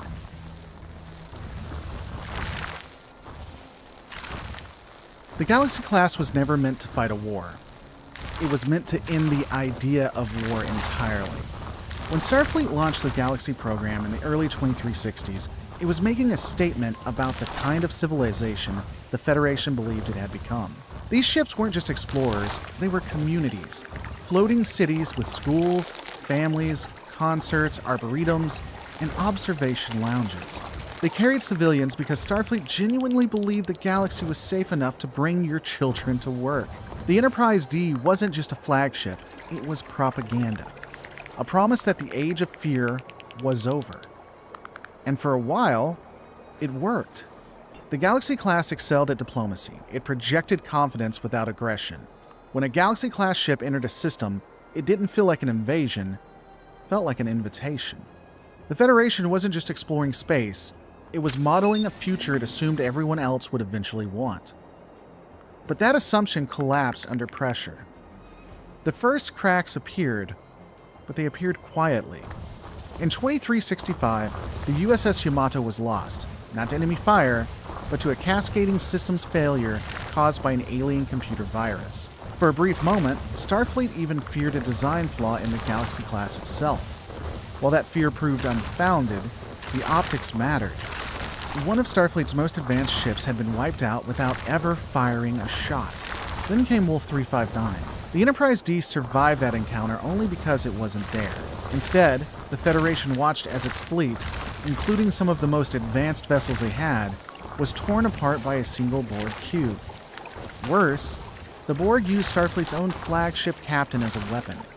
Picard's assimilation didn't just lead to tactical losses. It turned the symbol of Federation enlightenment into the instrument of its worst defeat. The Galaxy class wasn't just outgunned, it was compromised.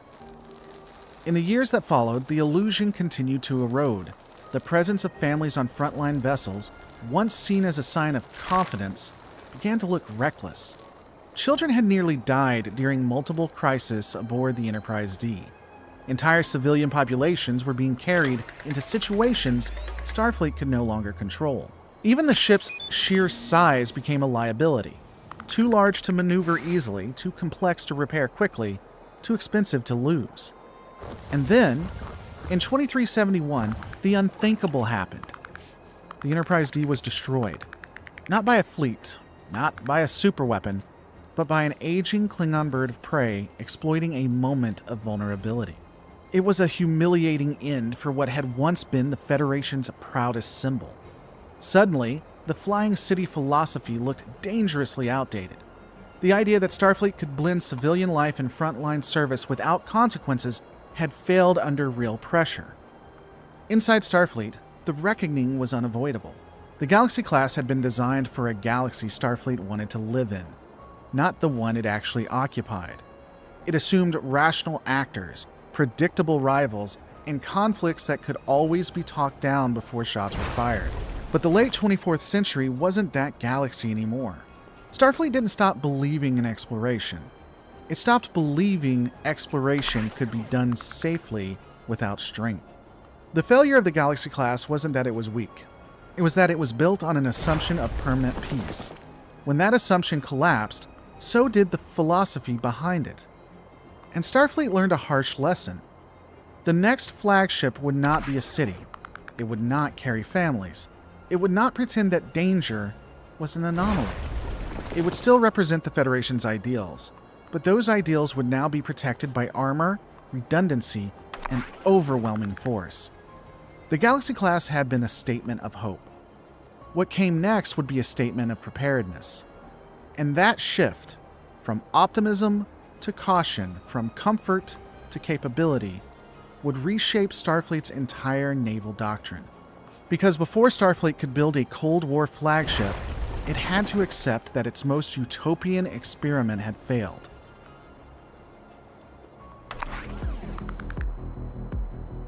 Starfleet didn't announce a doctrinal shift. There was no address from the Federation Council, no admission that the galaxy had become more dangerous, no declaration that the age of pure exploration was over. But if you look at the ships Starfleet began building in the late 2360s and early 2370s, the change is unmistakable. After Wolf 359, Starfleet quietly stopped asking what kind of ship best represents who we are, and started asking what kind of ship ensures we survive. The answer was deterrence. Not deterrence through threats or rhetoric, no, that's not Starfleet, but deterrence through visible capability. The idea that the right ship in the right place could prevent a war simply by existing. The first sign of this shift came in a vessel Starfleet was very careful about how it described, the Defiant class. Officially, the Defiant class was an escort, a defensive platform designed to protect more valuable assets. Its designation was deliberately modest. There were no public announcements calling it a warship, no language suggesting Starfleet had crossed a line. But inside Starfleet, everyone understood what the Defiant really was. It was a ship designed to fight. Built compact, massively overarmed, armored in ways Starfleet vessels never had been before, there were no families, no civilian spaces, no illusion of comfort. The Defiant was a warship that Starfleet refused to name as such. And that distinction, it matters. Because it reveals an institution in transition, one that knew the rules had changed but wasn't ready to admit it openly. The Federation still needed to believe in its ideals, even as it quietly prepared for a galaxy that no longer respected them. The Defiant broke the taboo. Once that line was crossed, even quietly, everything else followed. By the early 2370s, Starfleet shipyards were producing an entire generation of vessels that bore little resemblance to the Galaxy class. The Akira class, with its torpedo-heavy design, the Steamrunner class with its compact reinforced hull, the Norway and Sabre classes, fast, aggressive, optimized for fleet engagements. Even aging Excelsiors were refit with modern weapons and reinforced systems, transforming diplomatic relics into combat-capable ships. These designs shared a new philosophy: smaller crews, higher firepower density, faster construction and deployment, redundancy over comfort, survivability over symbolism. Starfleet hadn't abandoned exploration, but it had accepted that exploration now required teeth. This wasn't panic, it was calculation. The Federation had learned that weakness invited probing, and probing invited escalation. If peace was to be preserved, it had to look expensive to challenge. Strength had to be visible, but not declared. And this is where the Sovereign class truly enters the story. Contrary to popular belief, the Sovereign was not Starfleet's direct answer to the Borg. That role belonged to ships like the Defiant, fast, compact, and expendable if necessary. The Sovereign was designed alongside these vessels, not as their replacement, but as their counterpart. Where the Defiant was built to fight, the Sovereign was built to prevent fighting. Its purpose was not to rush into battle, but to arrive first, to be seen, to set the tone before the first shot was ever fired. This is classic Cold War logic. You don't deploy your most advanced platforms only after war breaks out. You place them where their presence reshapes the strategic environment. You make escalation costly before anyone commits to it. Starfleet's new fleet reflected that thinking perfectly. Escorts and cruisers would handle the grinding realities of war. The Sovereign would carry the flag, alone if necessary, projecting authority, confidence, and quiet menace. It was the ship you sent when you wanted everyone to understand that the Federation was paying attention. By the time the Dominion revealed itself as a full-scale threat, this doctrine was already in place. Starfleet had already accepted that peace required strength, and that strength had to be visible, even when it wasn't openly acknowledged. The Sovereign class was not built for a war already underway. It was built for the moment before war, when every power is watching, when fleets are mobilizing, when the wrong signal could tip the balance. In that tense space between diplomacy and destruction, Starfleet needed a ship that could stand alone and say, "We are still here, we are still strong, and we are no longer unprepared." That ship was the Sovereign. The Sovereign class was never meant to sneak into a war. It was meant to arrive first, alone, unmistakable, and impossible to ignore. But that visibility only worked because everyone knew what the ship could do. This is the balance at the heart of the Sovereign class. It was designed to signal strength, but that signal carried weight only because the Sovereign was fully capable of backing it up. This was not a hollow symbol, it was a flagship built with the expectation that, if deterrence failed, it would still be standing when the fight began. The Sovereign was not a bluff. Starfleet needed a vessel that could sit at the center of a crisis without escalating it, but also without being vulnerable. A ship that could carry diplomats, admirals, and heads of state into unstable regions while remaining completely capable of surviving a worst-case scenario. The Sovereign was built to fill that role. Political first, but never politically fragile. Everything about the ship reflects this dual intent. On paper, the Sovereign class is not the largest ship Starfleet ever built. The Galaxy class exceeds it in total internal volume, a consequence of carrying families, civilian infrastructure, and entire communities through space. The Sovereign, by contrast, is longer, leaner, and far more densely packed with systems. That difference is philosophical. The Galaxy was larger because it carried a civilization. The Sovereign feels larger because it carries force. Its integrated hull, elongated nacelles, and narrow profile gives it a predatory presence. There's no excess volume, no space wasted on non-essential functions. Everything about the ship suggests speed, power, and readiness. This was a vessel built with the assumption that combat was not hypothetical, and its weapons were not subtle. The quantum torpedo launchers sit openly on the forward hull, not hidden, not minimized. Phaser arrays wrap the ship in near continuous coverage. These choices were deliberate. A sovereign entering a system does not need to threaten anyone verbally. Its silhouette does that work for it. This is Cold War logic applied to starship design. You don't hide your most capable platforms. You make sure everyone knows exactly what they're looking at. The Sovereign's armament was not decorative. It was among the most formidable Starfleet had ever fielded. This was proven, not theorized, when the Enterprise E went toe-to-toe with a Borg cube at Sector 001. The ship absorbed punishment, adapted, and survived, contributing directly to the cube's destruction. That encounter wasn't an anomaly. It was validation. The Sovereign could fight the galaxy's worst nightmare and live. That fact is what made the deterrence credible. But despite this capability, the Sovereign was not treated as expendable. In a Cold War environment, your most powerful assets are not spent casually. They are positioned carefully, preserved deliberately, and revealed selectively. The Sovereign class embodied that philosophy perfectly. Capable of devastating force, but deployed where force was most meaningful. This is why the Sovereign makes sense as the Enterprise. The Enterprise is not meant to be the first ship destroyed. It is meant to be the ship that still exists when the dust settles. The one that can fight and then immediately negotiate. The one that can win and still represent Federation ideals afterwards. The Sovereign class wasn't built to avoid combat. It was built so that when combat came, the Federation would not lose its voice or its flagship in the first exchange. And that, more than raw firepower, is what made it Starfleet's Cold War flagship.